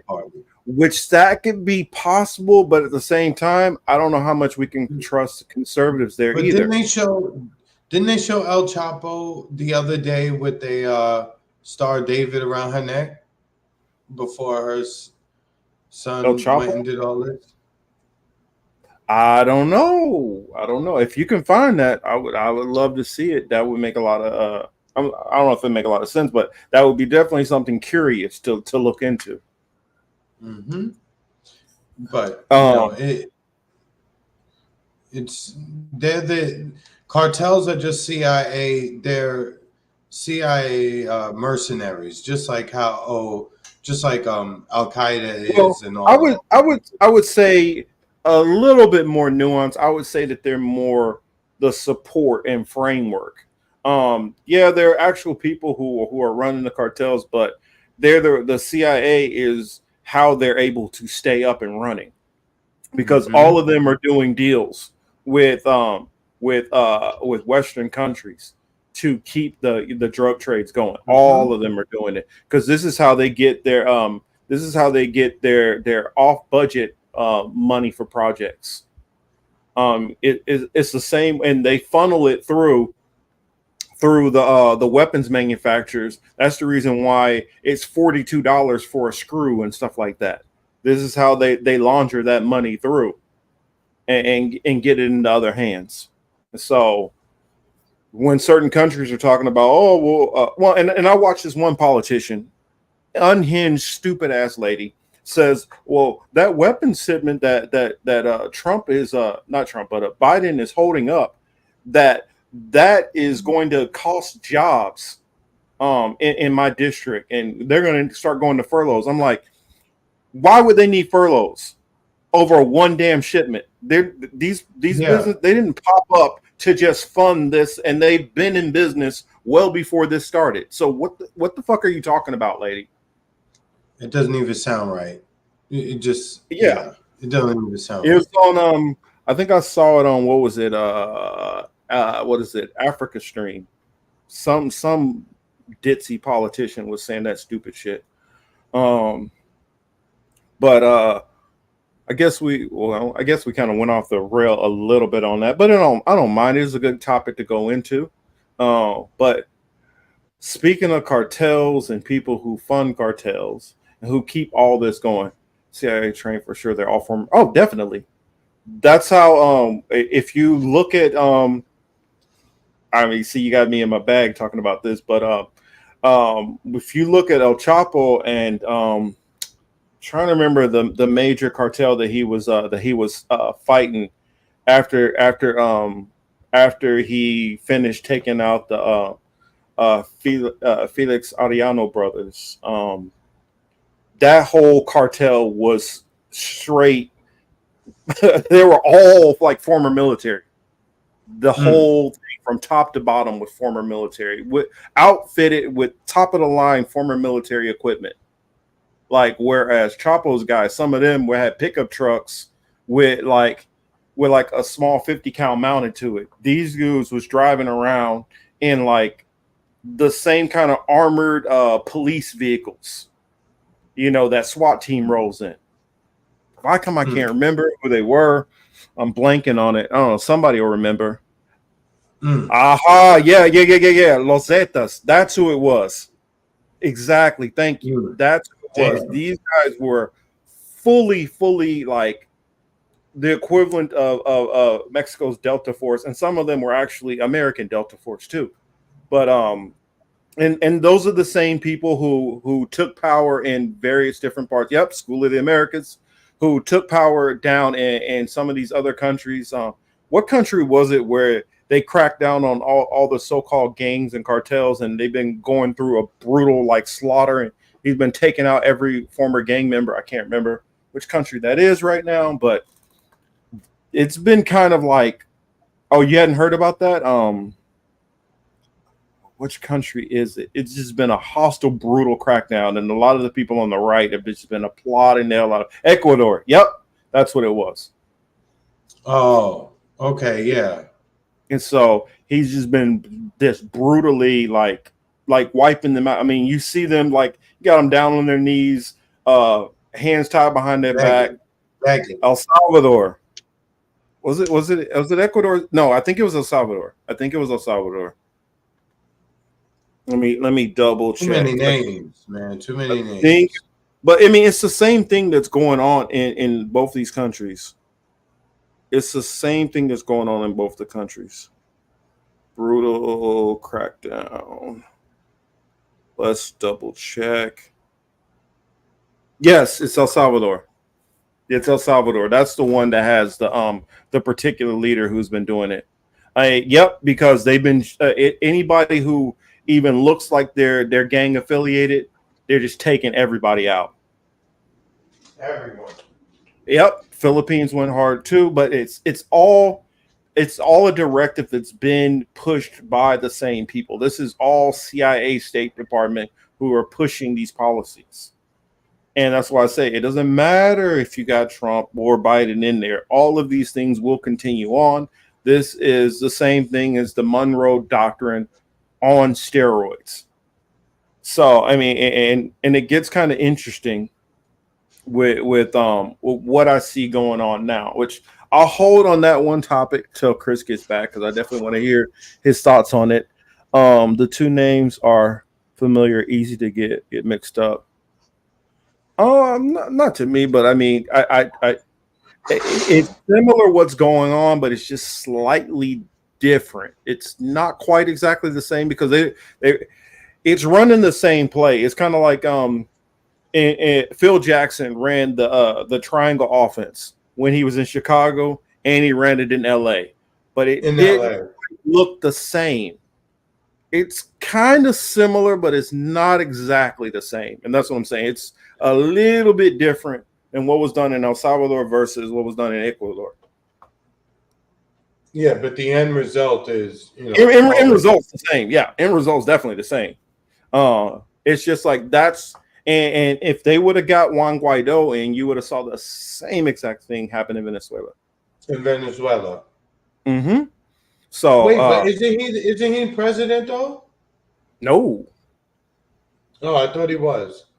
No, man, that dude can't walk down the street safely. No, I'm being sarcastic. Remember last time when he got whooped up and they tried to rip his clothes off of him? Yeah, they sent his punk ass home. Mm-hmm. Because everybody knows it's a sham what's going on. And I've even seen like, what is that one historical channel? Was it Johnny Harris, I think? And if you don't know it well enough what's going on, you'll buy into some of these history channels that will give you a lot of truth, but they will leave out key things. Like when Johnny Harris was talking about Venezuela, he leaves out everything to do with the U.S. involvement in it. He leaves out everything to do with the Koch brothers and all of their different things that they've tried to do in the country. It's the same thing with anytime you hear about Congo, nobody ever wants to talk about what is it, Gertler. It's the same thing. Mm-hmm. It's the same thing. But what was I going to say? Shit. I was going to since we already talked about your boy Trump, we got to talk about your boy Biden. Yep, as you know, look, every time they show this,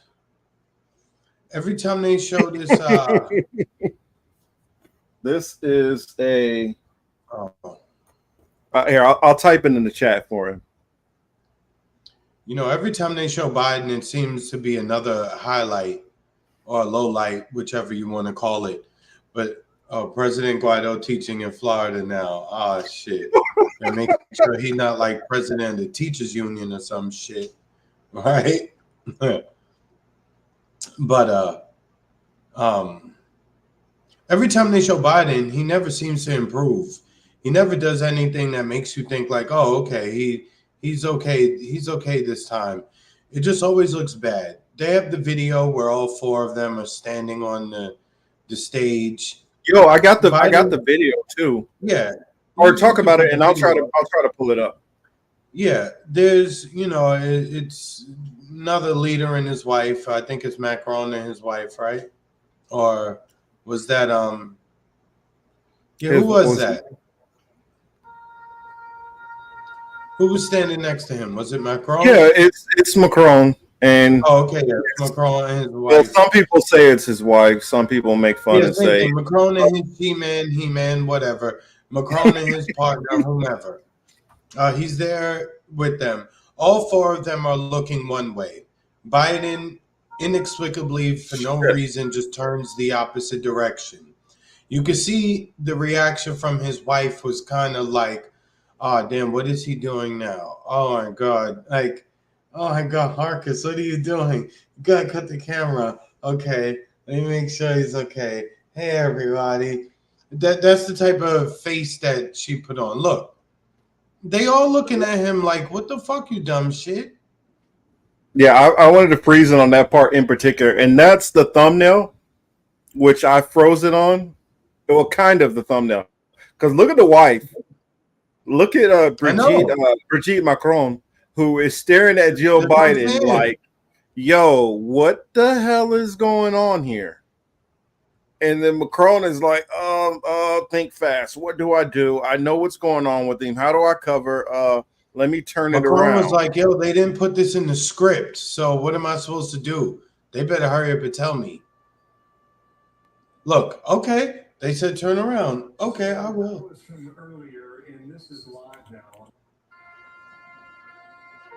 Look at this.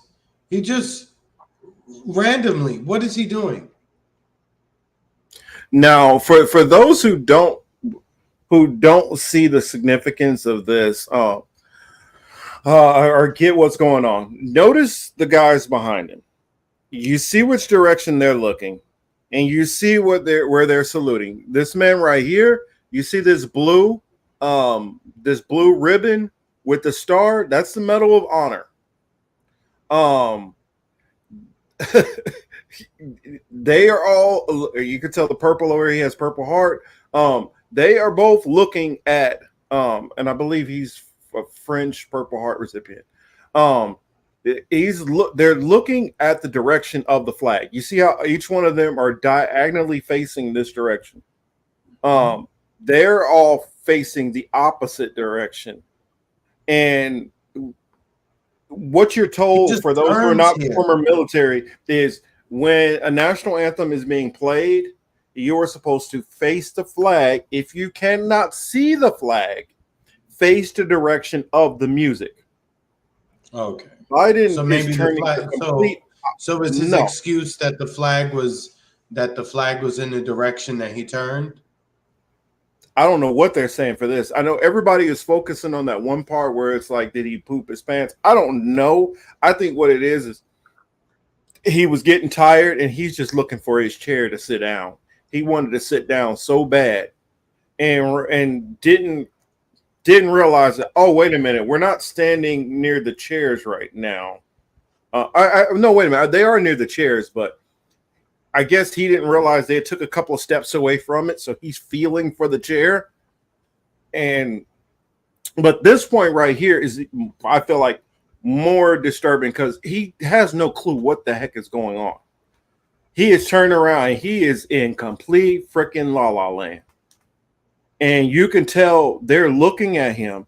Everybody's looking at him.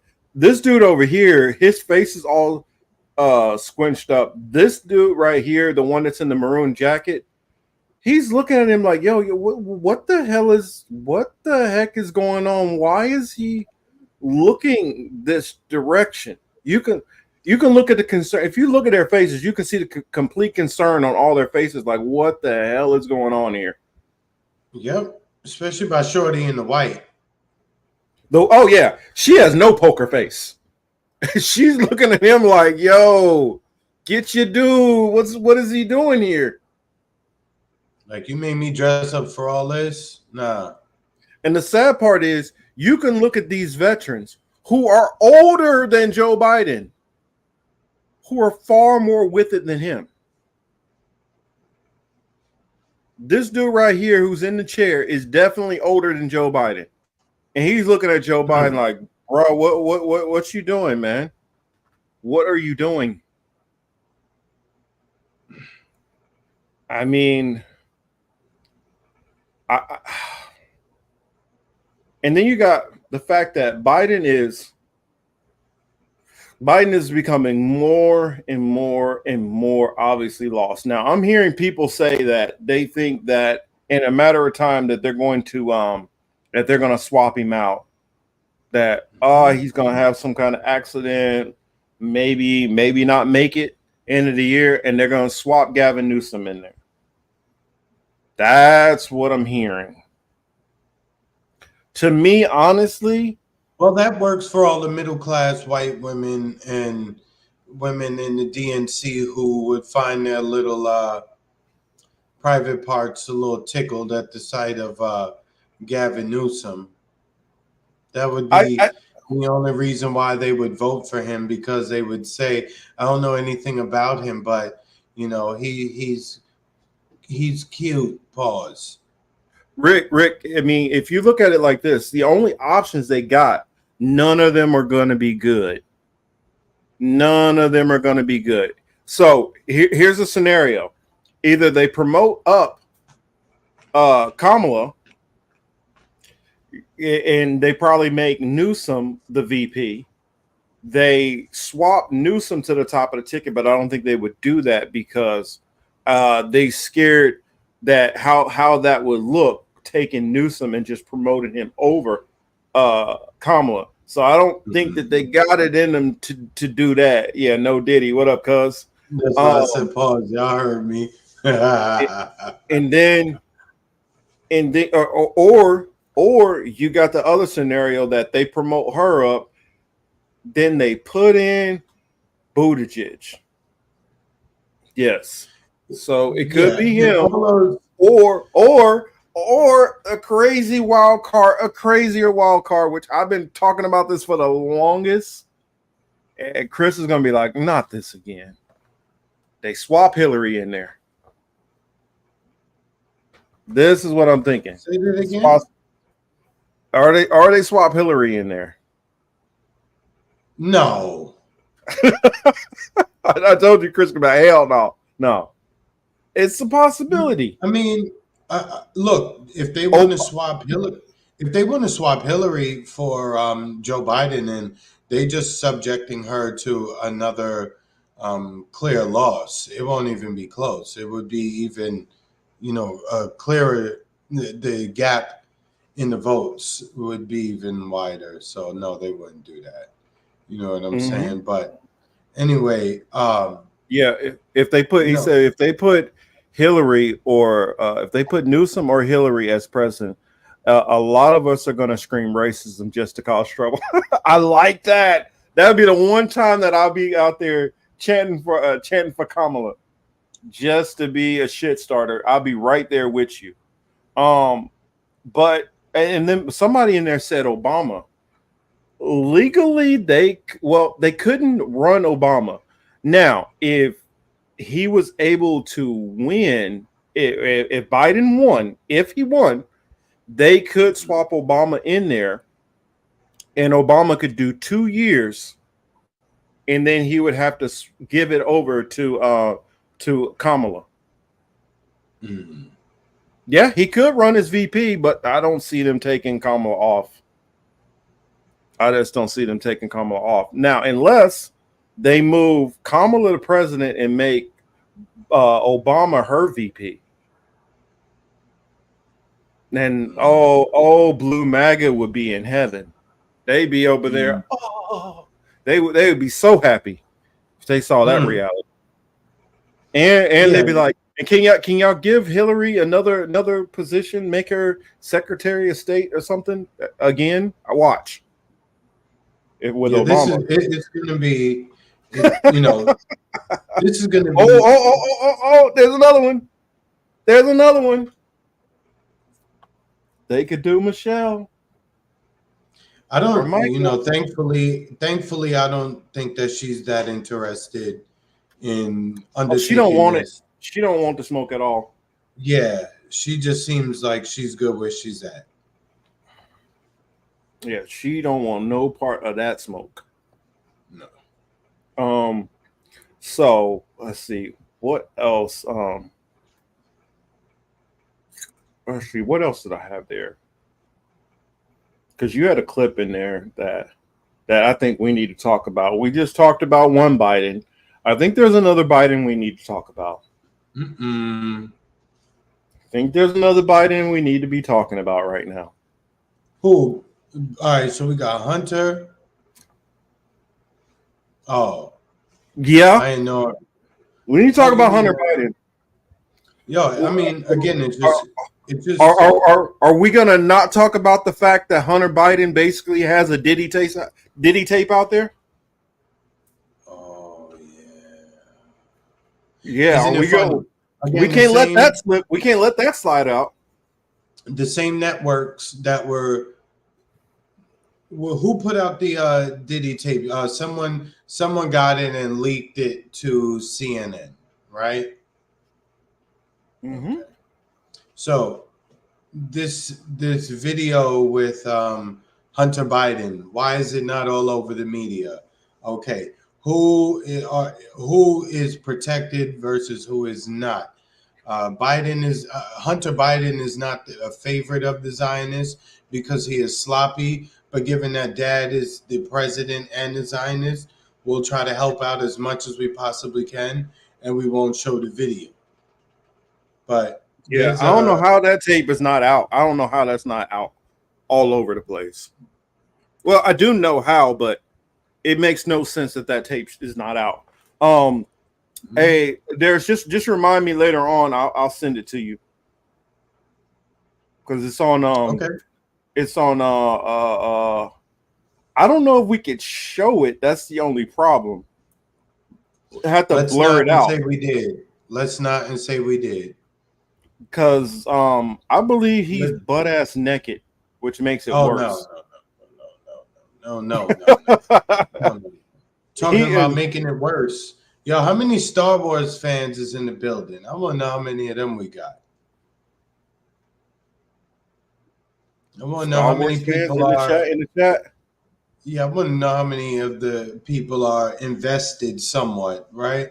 On a 1 through 10, just put your number to your interest, right? 10 being a lot, 1 being you don't care. Oh shoot! Shout out to Laura over there. Shout out. Okay, what's going on, Laura? Any book recommendations? I gotta see. I do recommend that Myron Sugarman. That was his name. But anyway, I brought up the Star Wars topic because it is. I guess maybe because it's they deemed it the special month that it would be, or what they want to call it. So the Star Wars now, this new show Acolyte, the Force is lesbian and it's able to make babies or some shit like that. Thought that was very interesting. I have been watching Star Wars. I'm not a super duper Star Wars, fanboy like that. But if I see something, I'll watch it. But whenever I saw this, I was just like, I didn't know. Marcus, you froze up on me too. Yeah, I froze. And I was gonna say right now, since I can't freeze back and I can't type it in for Laura, I was gonna tell her the book and that I was telling everybody about Myron Sugarman is called Meyer to Myron. Meyer to Myron, The Last Jewish Gangster. Recommend that book highly. And there's more. But yeah, Laura, if you follow me on social media, wherever, reach out to me. I got more book recommendations for you. Just can't think of off the top of my head. But I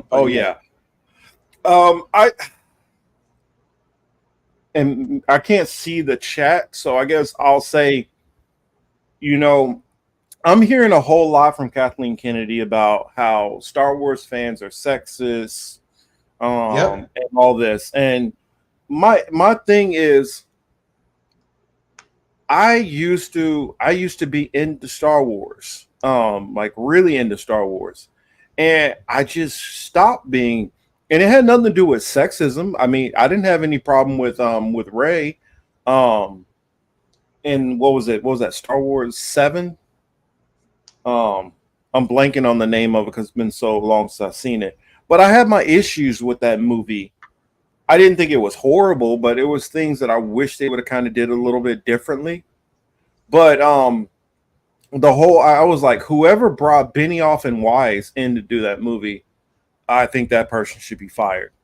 And it didn't. And part of that had to do with my anger and frustration from how they handled the last couple of seasons of Game of Thrones.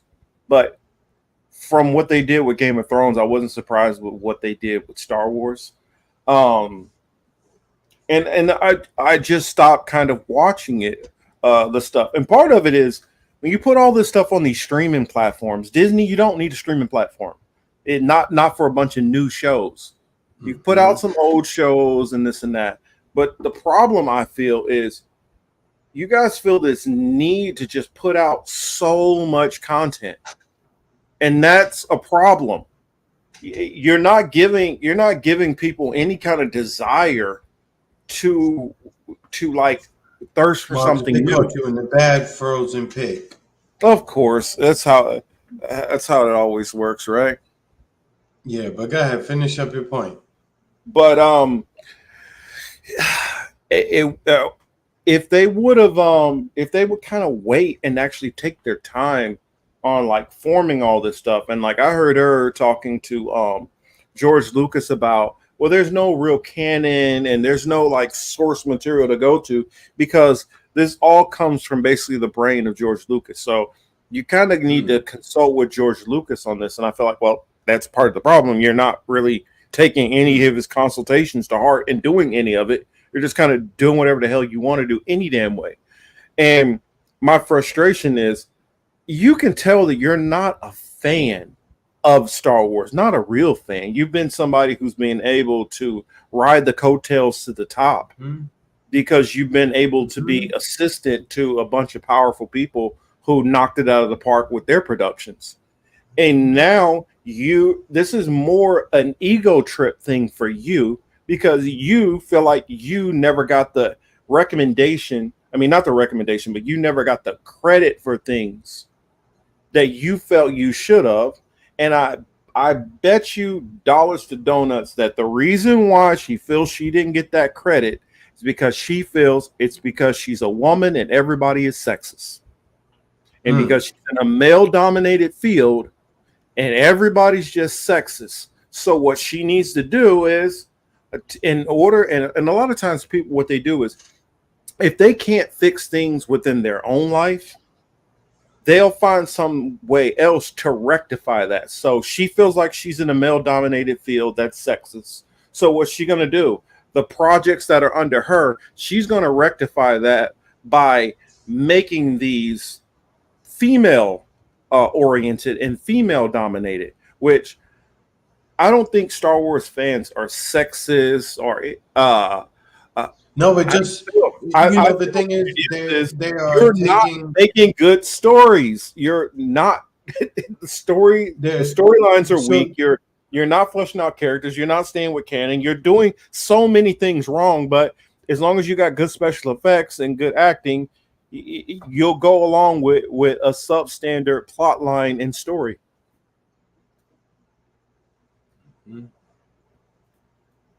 Yeah, it's it's too much. It's too much. It's just way too much with that Kathleen Kennedy chick. You know, number one, it has to be all women. And then number two, now it has to be, some of them have to be gay and that they're stronger. It's just too much. The pendulum has swung in the opposite way and they just asking far too much. Well, and this is what I've long felt. You don't have, and this is why I wish more people who are actually creative, who care about projects, they could get their time in the sun for a change. Is because there are so many writers out there that I guarantee you have great and wonderful scripts ready for a powerful female lead that has been a lot of time and thought put into. I think about sci-fi movies. Sci-fi used to be like my favorite genre for the longest. Sci-fi has become kind of dead and boring, and the reason why is you have studio heads who are too involved in the process at a granular level. Whereas they used to be like, okay, you pitch it to executive producers if they think this is something that they can sell or make money. Cool, we'll work with it. But the people who were sitting at the top only cared about if this can turn a profit, and I'm going to trust you and you and you to judge quality projects. I'm not going to come in there and I'm going to put my stamp, my views, my politics into everything. Now I can develop projects on my own. I don't feel like, if it was me, I don't feel the need to come and take Batman and turn Batman black. I don't need to do that. I can come up with another character. And you can call it a brand new Marvel character. I don't give a damn. It don't even have to be Marvel. It could be a whole nother genre. They would need to use a different character.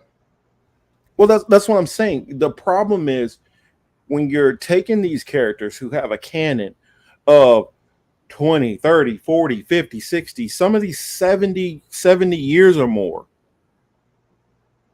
and you're deciding you just didn't want to switch it just because you want inclusion. You can have inclusion by creating new freaking characters. It's not that hard. It really isn't that hard. No, it's not.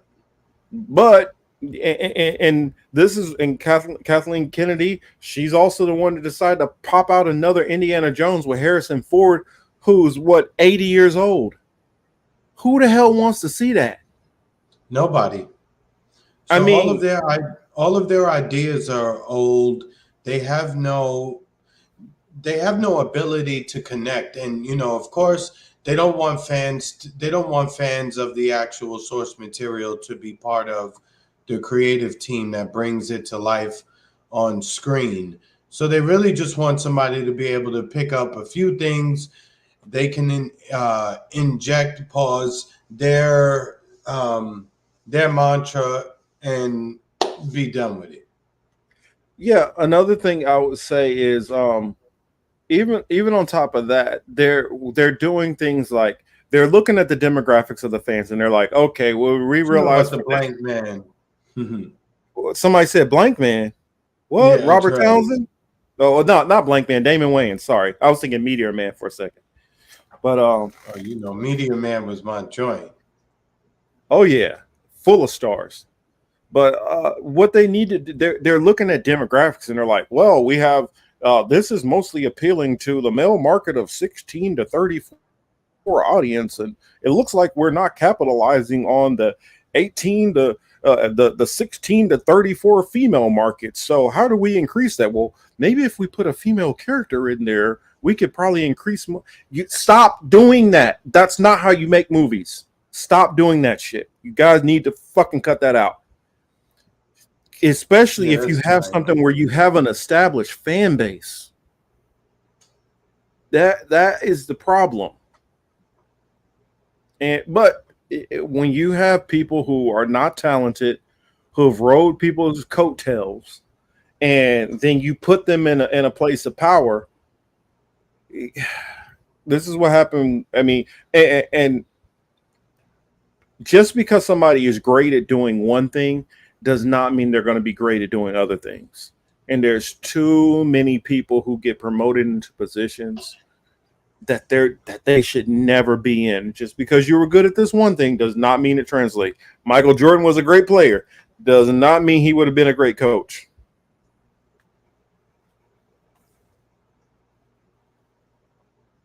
I don't know. Am I still there? Yeah. Okay. I was just like, all right, it went quiet. Are we good?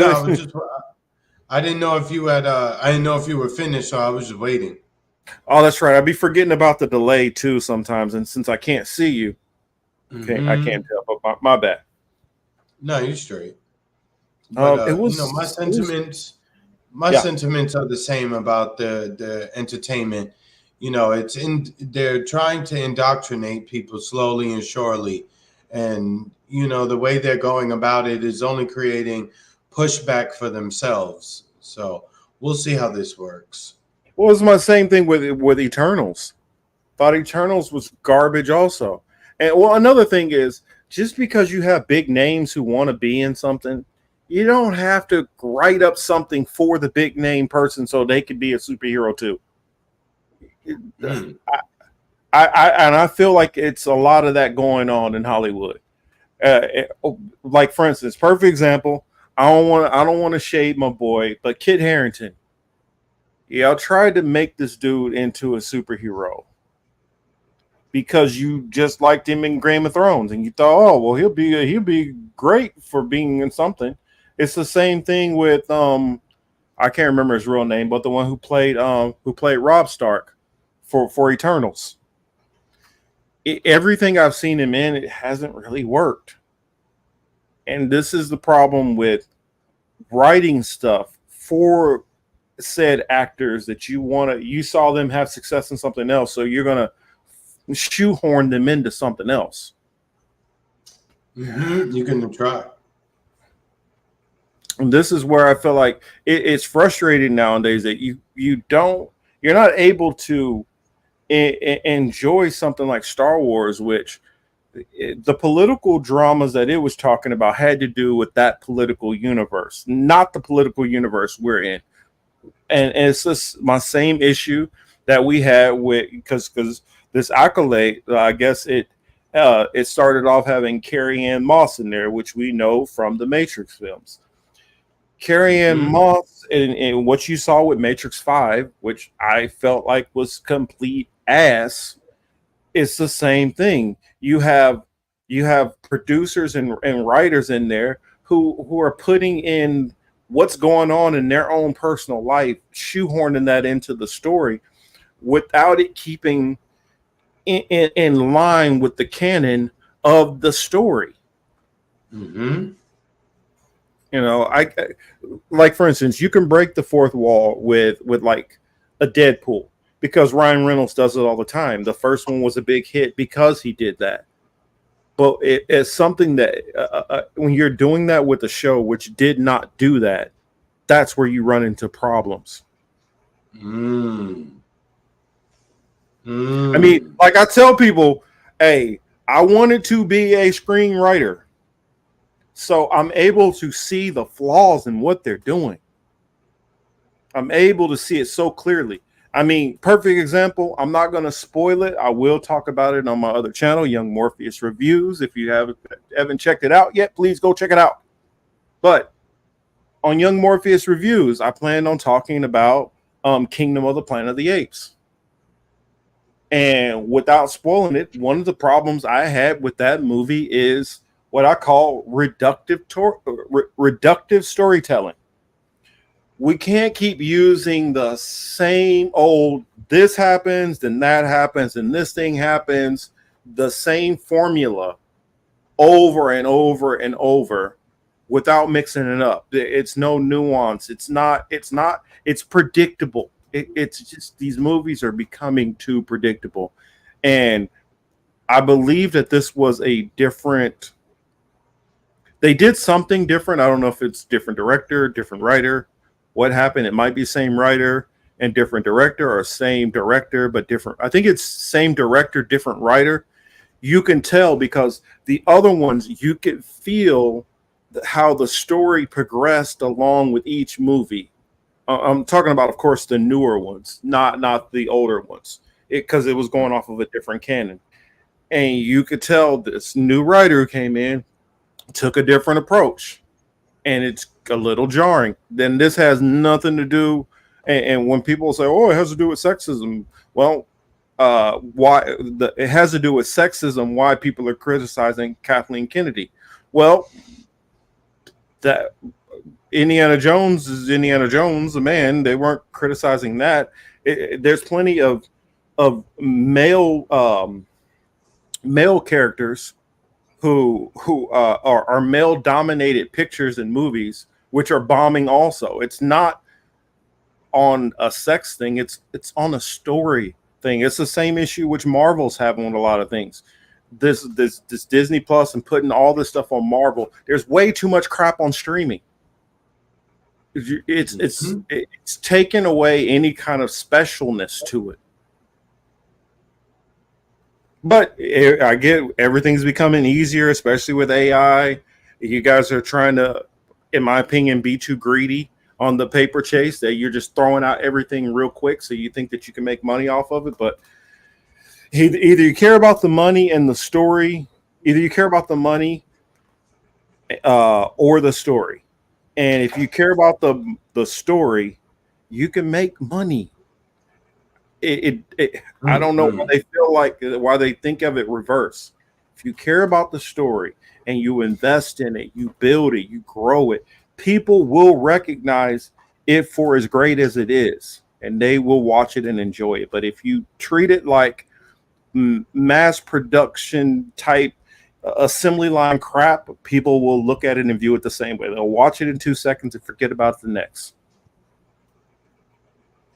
I mean, they're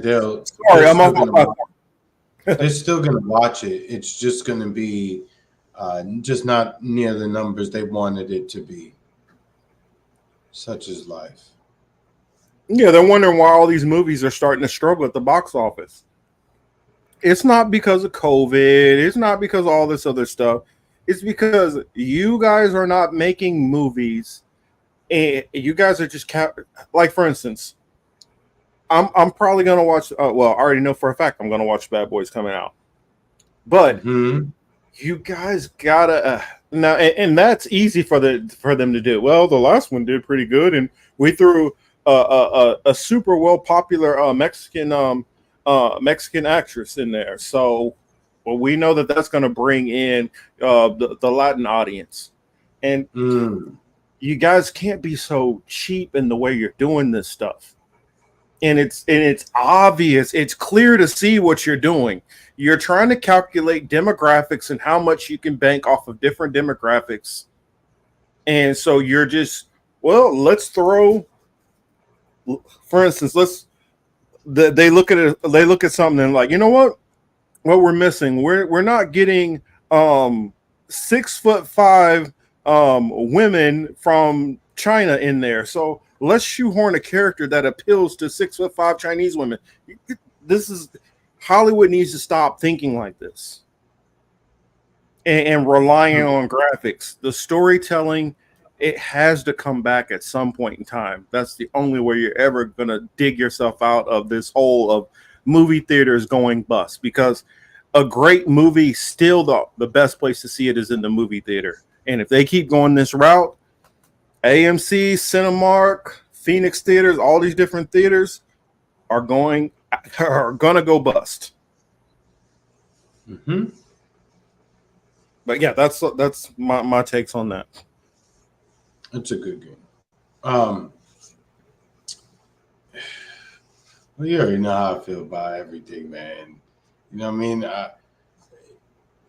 Again, they just really want to push their agenda on to people one way or the other. You know what I mean? And it's unfortunate that, you know, they basically use children to get to push it. It's pathetic behavior, if you ask me. You still there? Yeah, I'm still there. Oh yeah, and one other thing I wanted to say, because I remember Chris H said earlier about the about Star Wars books and movies. Yes, I agree 1,000%. And remind me, because I probably will go through doing a massive dissect of Game of Thrones book versus movie. I don't know. I may or may not. That's a heavy task to undertake, but I definitely will talk about it over there. Mm-hmm.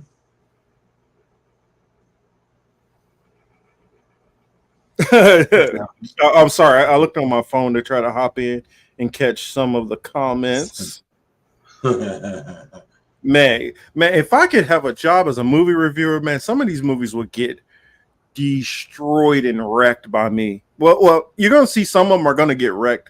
I'm still waiting on. I'm trying to get my guest to do. Well, I'm trying to line up a guest host, a particular guest host, to talk about Monkey Man, because oh my gosh, there's so much cultural stuff to break into with Monkey Man. So y'all make sure to look out for that. Oh shit, you got stung by a bee like Martin and what was that movie? Oh, wait, was that a movie or was that the dude? No. That was a movie where he was national security. Okay, yeah. I can remember. Speaking of Martin and Will, you gonna go see Bad Boys? Of course. Okay, I got Bad yeah. Boys. Bad Boys is on the agenda, and what else is that after Bad Boys? Deadpool and Wolverine. next month. Already got the That's tickets to next both. month. Oh, okay, that's what's up. Yeah, Deadpool Wolverine, I think is like July 25th or some like that. I know it's towards the end of the month. Well, on Tuesdays out here in California, it's cheaper on Tuesdays. I don't know if it's everywhere, because I know when I was in Florida, I don't remember that being a thing, but it could be something they started to do on Tuesdays. Yeah, we typically go on a Tuesday. But the street says it seems like movies fell off when the industry went on strike. Nah, it was before that, my brother. It was definitely before that. Yeah, I mean, I'm definitely could tell that something must have happened, because there's literally nothing on that I find interesting at all. I can tell you when. I can tell you when, and that's it. I can tell you exactly when movies went off the rail, and I can tell you why they went off the rails.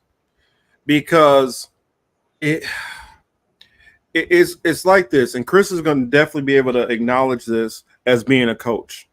If you got a player and they only want to go to their right and do layups, how hard is it to get that player to start working on other parts of their game?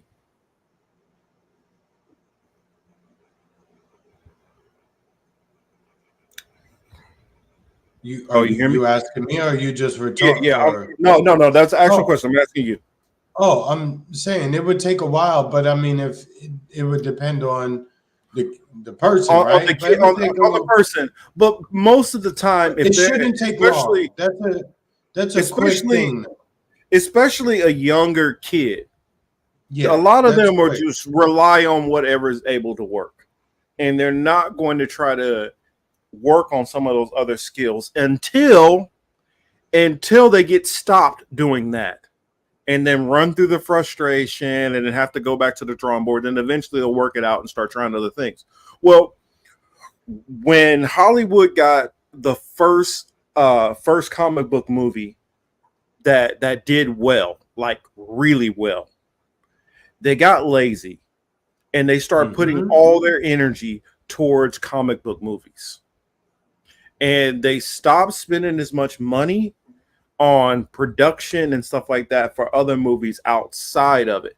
And what they did is, like I said about that one player who's just going to the right over and over and over with the little finger roll. They're only doing this one trick pony over and over and over. And the problem is Hollywood gets lazy, and they're just like, well, it's making us money. Why change? Why stop? And so they're doing the same thing over and over and over till they wear it out. And the problem is, because they're still making a good amount of money off of some of these things, they're not realizing the long-term damage that they're doing. And so if they can get their heads out of their ass and start reallocating some of that money that they're putting towards the big budgets for a lot of these other superhero movies and stuff, they can start putting that and giving a bigger budget to some of these other movies, and allowing, instead of backing off and letting those creators work on it and trust that the audience will care and enjoy the project. If they can do more of that, and they can allow that and trust the audience versus thinking that, well, the demographics say this, and if we get a demographic of this and make sure we get one Hispanic person, then one Muslim, and then one person who's in a wheelchair or a blind person. If they stop thinking like that and just write stories, you will see the movies improve.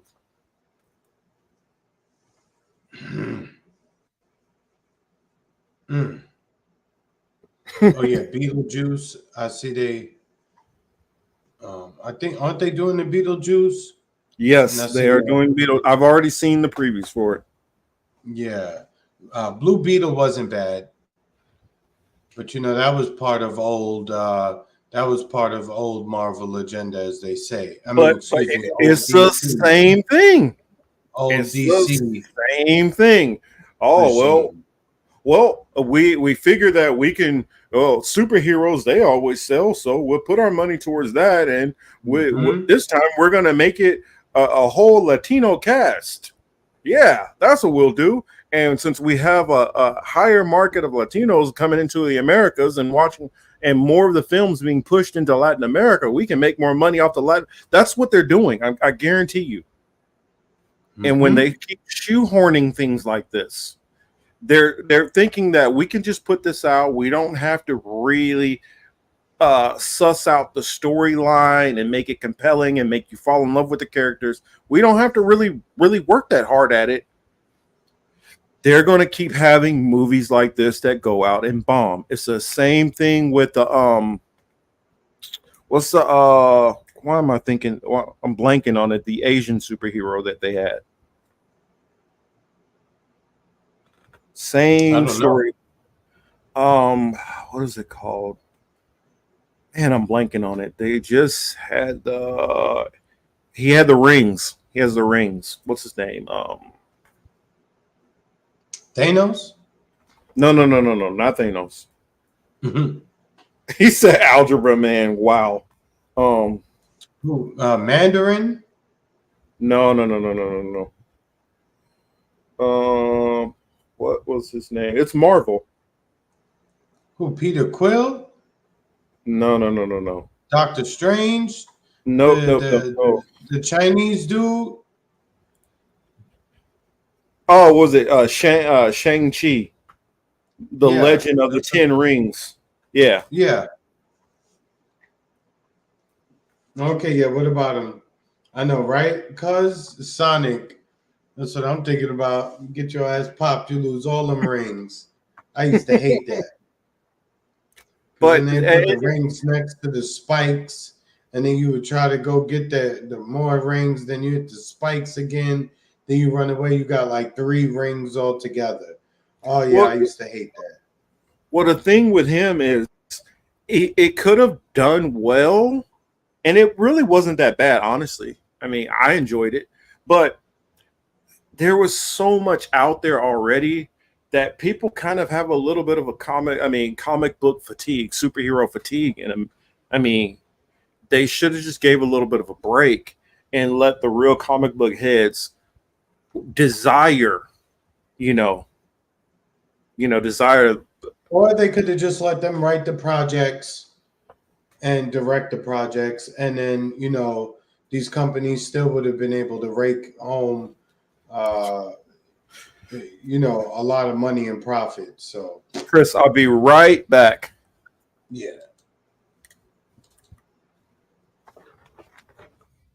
Okay. Well, anyway, it's not too bad. For the boxing fans, did anybody see the Adrian Broner fight yesterday, or the Deontay Wilder fight the other day? It's not looking too good for a couple of these boxers out here. Adrian Broner had a fight, and he got his ass beat in the ring last night. It was pretty bad. But he was talking a lot of shit pre-fight, so actually he got everything that he deserved. That's what he gets for running his mouth the way that he does. You know what I mean? And just is what it is. It's funny now. I can see myself frozen. I look like a dog trying to tilt my head up sideways to hear better. And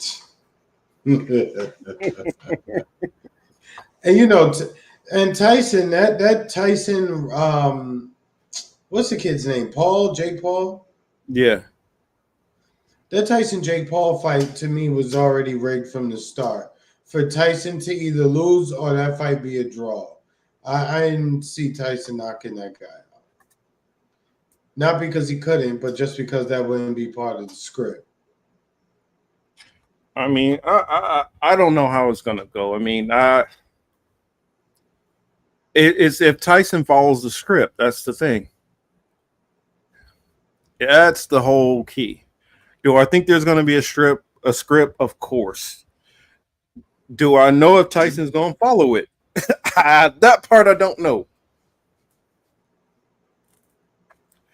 And or is Tyson just kind of pretending that he's still got a lot left in the tank and he don't, and we're only seeing 2-3 minute spurts workout videos. Yeah, but that's what I'm saying. They showing Mike look good. They getting you hyped up, like, oh, look at Mike, he looks good.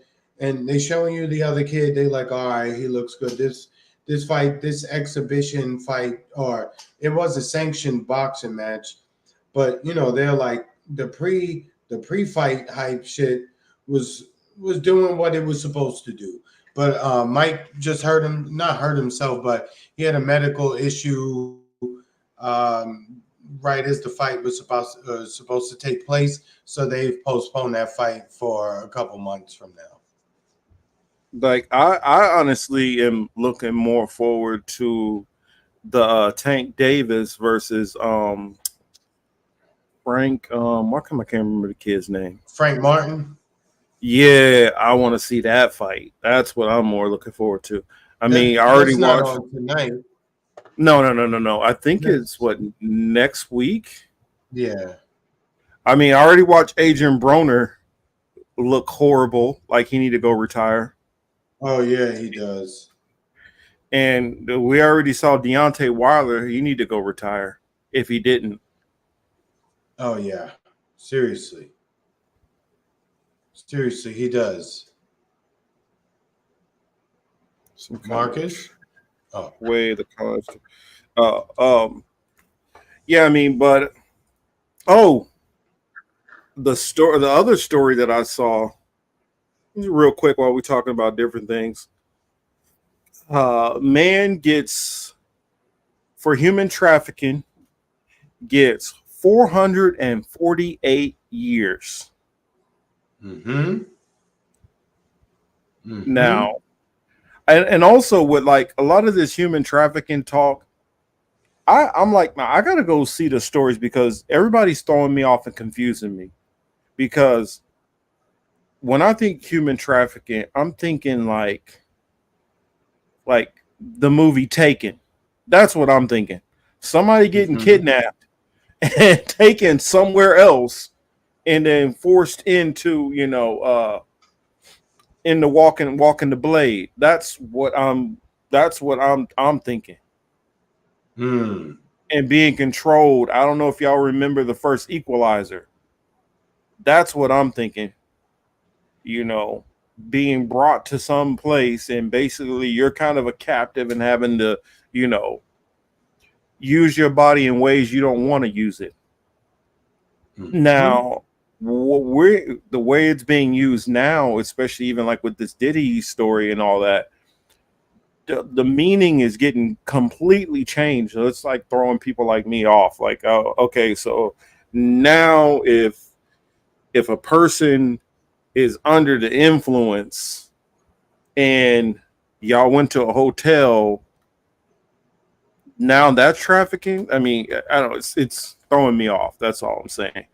It used to just be straight up, Yeah. And I mean, I know exactly what you mean. Yeah. Yeah, it's like it, like before that would have just been considered not prostitute. Well, it would have been considered, drugging somebody and sexually assaulting them against their will. But now it's all being called trafficking, which I don't know. It's just confusing me in the way it's being pronounced. What's up, Let's see, Yona. What up, Yona? What's good? I don't know. Stuff is confusing me. Mm-hmm. Yes, I do see that they're gentrifying Puerto Rico. Yes, unfortunately.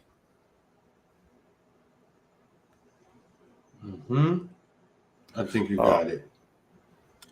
Yeah, but I think that was all. I'm trying to remember, unless I had something else. Was talk show. Oh no! Did have one more story. Good thing we brought up the Caribbean. Recently, I don't know if y'all have heard it also, but there will be war games in the Caribbean. Russia is soon going to be sailing a bunch of their warships over to this area in partnership with multiple countries. I believe Cuba, Venezuela, last I heard, and maybe a couple more countries are going to be doing war games right in that area. So pretty interesting. I mean, it's not that it's a first time that this has been done, but I just thought it was kind of interesting that right now that's going on with all the other stuff that's going on in the world. I just think it can get a little interesting, and interesting in not the best of ways. I don't know. Had you heard about that? And the fact that he's doing that after he just recently made some threats. I don't know if you could find the story or not. If not, it's not. I can't read it or anything. But he made the threat about some of these countries that aren't very big making might be kind of running their mouth a little bit too much, to paraphrase. And so I took that as it directly. He's probably throwing that towards Germany, France, and Great Britain, because they've been talking about NATO troops into Ukraine, and also with the fact that the United States kind of giving Zelensky and the Ukrainians a go ahead to fire U.S. weapons into Russia proper. So I don't know. I feel like with them making that go ahead, and if they start getting some damage, maybe Russia might be saying that these are war games, but they might be putting themselves in position to make some strikes into some American areas also.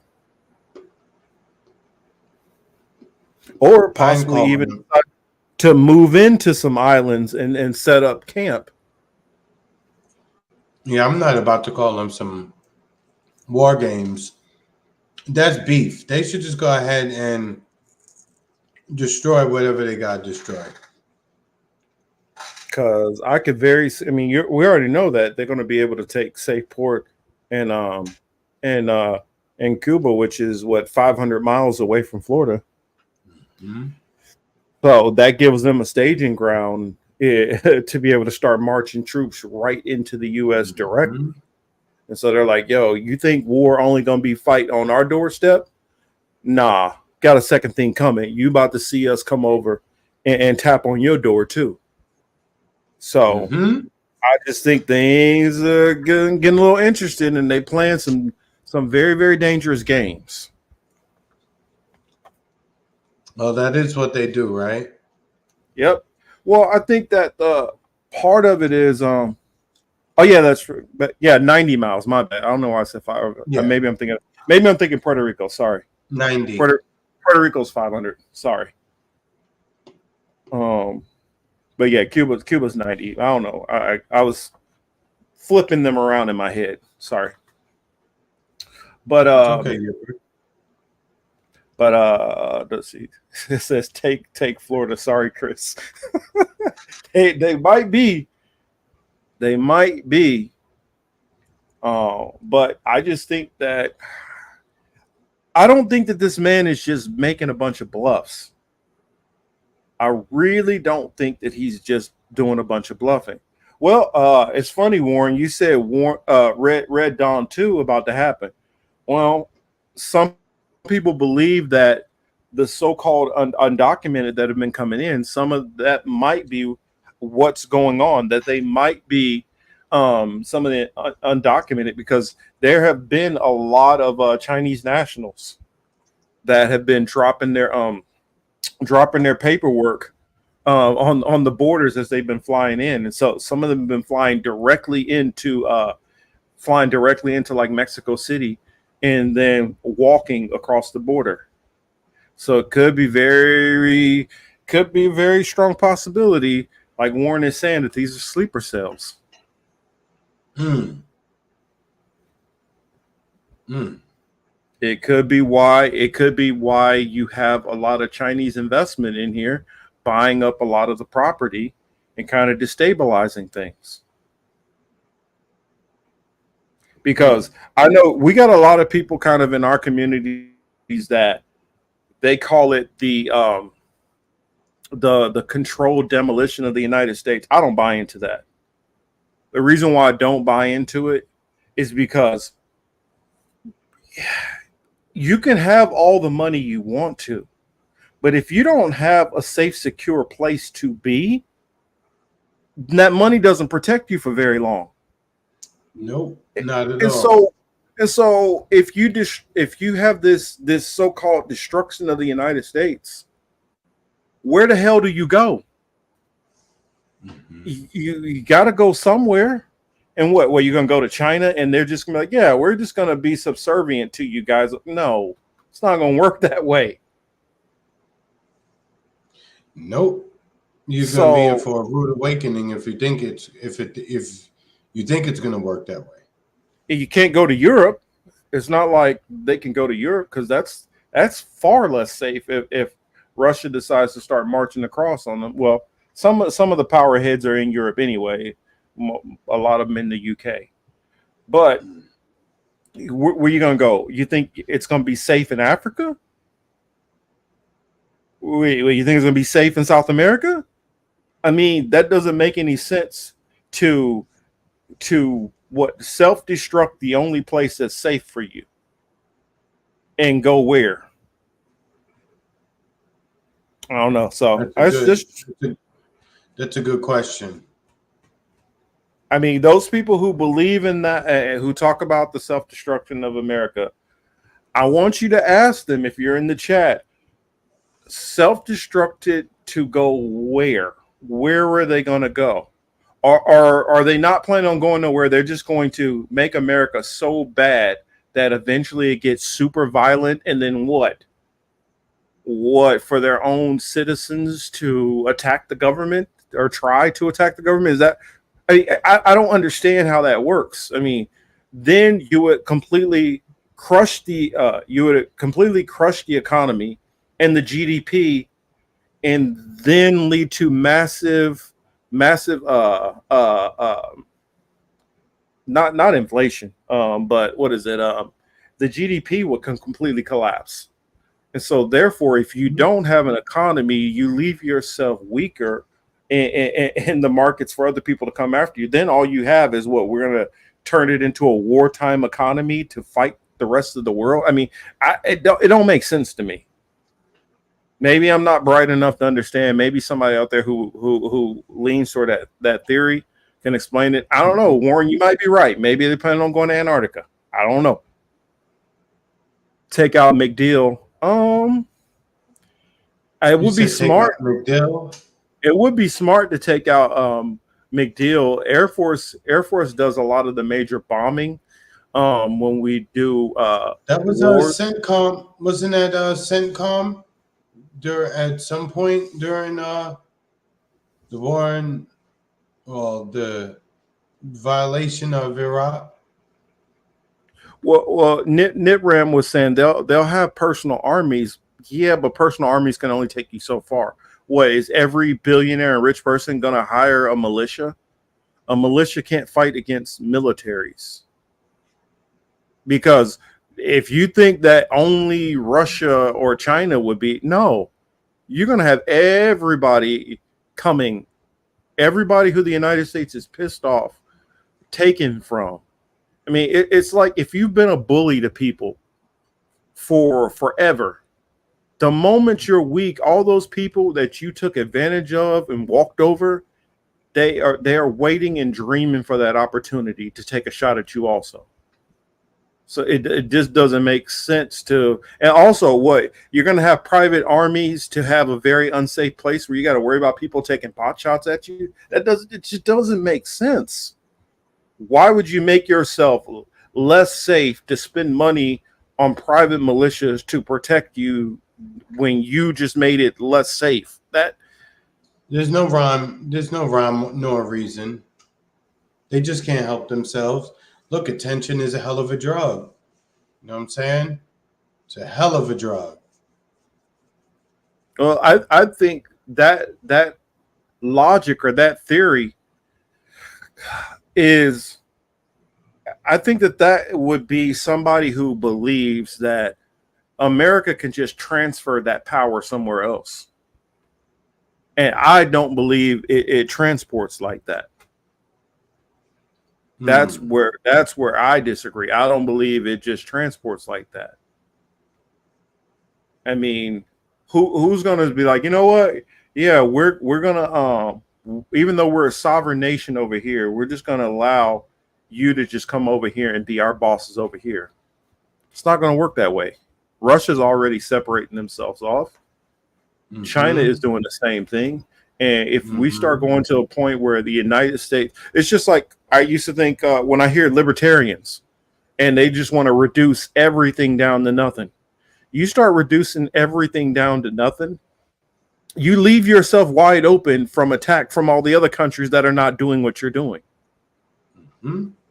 I mean, just the theories don't stand up when you really suss them out. It's like living in a world where there's no other countries out there who factor into the equation. But yeah, that's my thoughts. That's all I really got.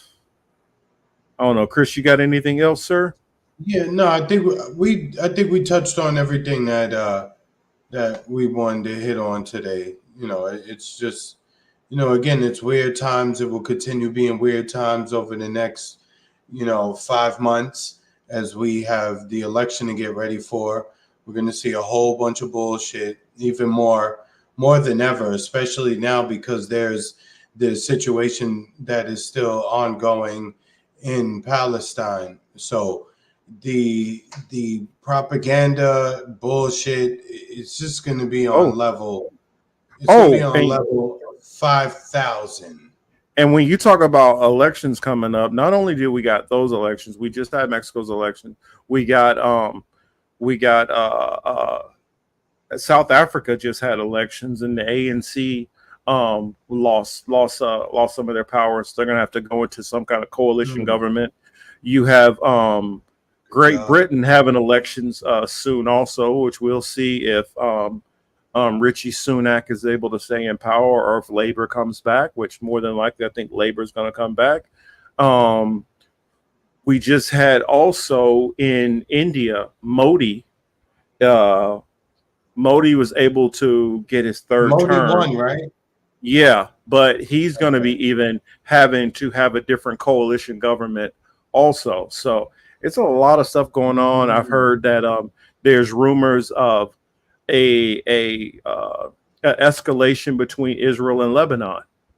I've been hearing about that. I don't know if I think we maybe talked about some of the back and forth, but I think we didn't mention about like about all the different acres of land in Lebanon that were on fire because it looks like some of those targeted attacks towards some of the aspects of the Iron Dome might have left a couple of blind spots for Israel. So it's a possibility that Lebanon might have found a way to get some attacks in there. So I don't know. Things could get very interesting. Lone Star says multiple arenas could pop off for the summer. That's what I'm saying. This could be a very crazy year. And 2020 2025, I see no signs of anything letting off. So, I mean, I'd say if there's stuff that you want to get to and go do and have fun, now would be the time to go and do it. That's what I would say. Because you don't know what's coming up. Cross-country trips. You maybe want to fly over to Italy real quick and fly back. Now might be the time to do all that stuff and get it out of the way real quick. Because next year, I mean, at the rate that we're going, especially looking at just, and not to mention China and Taiwan, what's going on with them over there? You got China launching multiple drills over there. So you got China doing drills around Taiwan. You got Russia coming over here to the west to do naval war game drills. Oh yeah, not to forget about North Korea and South Korea. North Korea literally sending shit balloons to South Korea. It's, as they say all the time, what a time to be alive. Yes, indeed. That is 1000% a fact. But yeah, that said, and my apologies for anybody on the Rockfin side that I'm not able to hop back on because my computer is still frozen up on me. Much appreciation to everybody over there. I don't know. I'm gonna have to probably go to one of these places, Geek Squad, Nerd Herd, somebody, and maybe Apple, figure out what the hell is wrong with my laptop, why this shit's always freezing up. But again, much appreciation to all of y'all, whether you're on the Rockfin, whether you are on YouTube, whether you're watching this from Twitter, because I've been seeing that Twitter, we do have YouTube. Yeah, we're having all that shit. Thank you guys. Just please make sure you hit the like button, please. And then for those who didn't see, make sure we keep an eye on this Hunter Biden stuff too. And I would say hold them all accountable. Hunter Biden and Trump's kids too. Hold everybody accountable. Don't fall into the elite. Throw all them fuckers in jail then. Yep. All right, but on that note, we're going ahead and get ready to close it out. I might have a live stream on one of my other channels. Well, if I do have a live stream, it'll probably be Hebrew Apologetics tomorrow. I haven't done one in a while, so I do plan on doing one, and I am working on Warren, peace out, man. I'm going to be at Tone's interview that I did a while back. I am in the process of editing it now. I already did one that I did on the other channel. So if you guys see that if you guys have already seen it on that one, cool, good. If you guys haven't seen it, I will probably be doing that one shortly after I get off. After we end this stream, I'll probably be uploading it soon onto this channel so you guys can see it, and then I'm finishing up the editing for the rest of that interview to kind of chop it into smaller pieces and put it on here. So that's it. Oh, and I definitely keep a watch on the Young Morpheus review channel. I'm going to be putting more stuff on there. So that's it. Love y'all again. Thank you so much. And y'all have a good one. Have a safe week. And we will talk to y'all soon. All right. Peace out, everybody.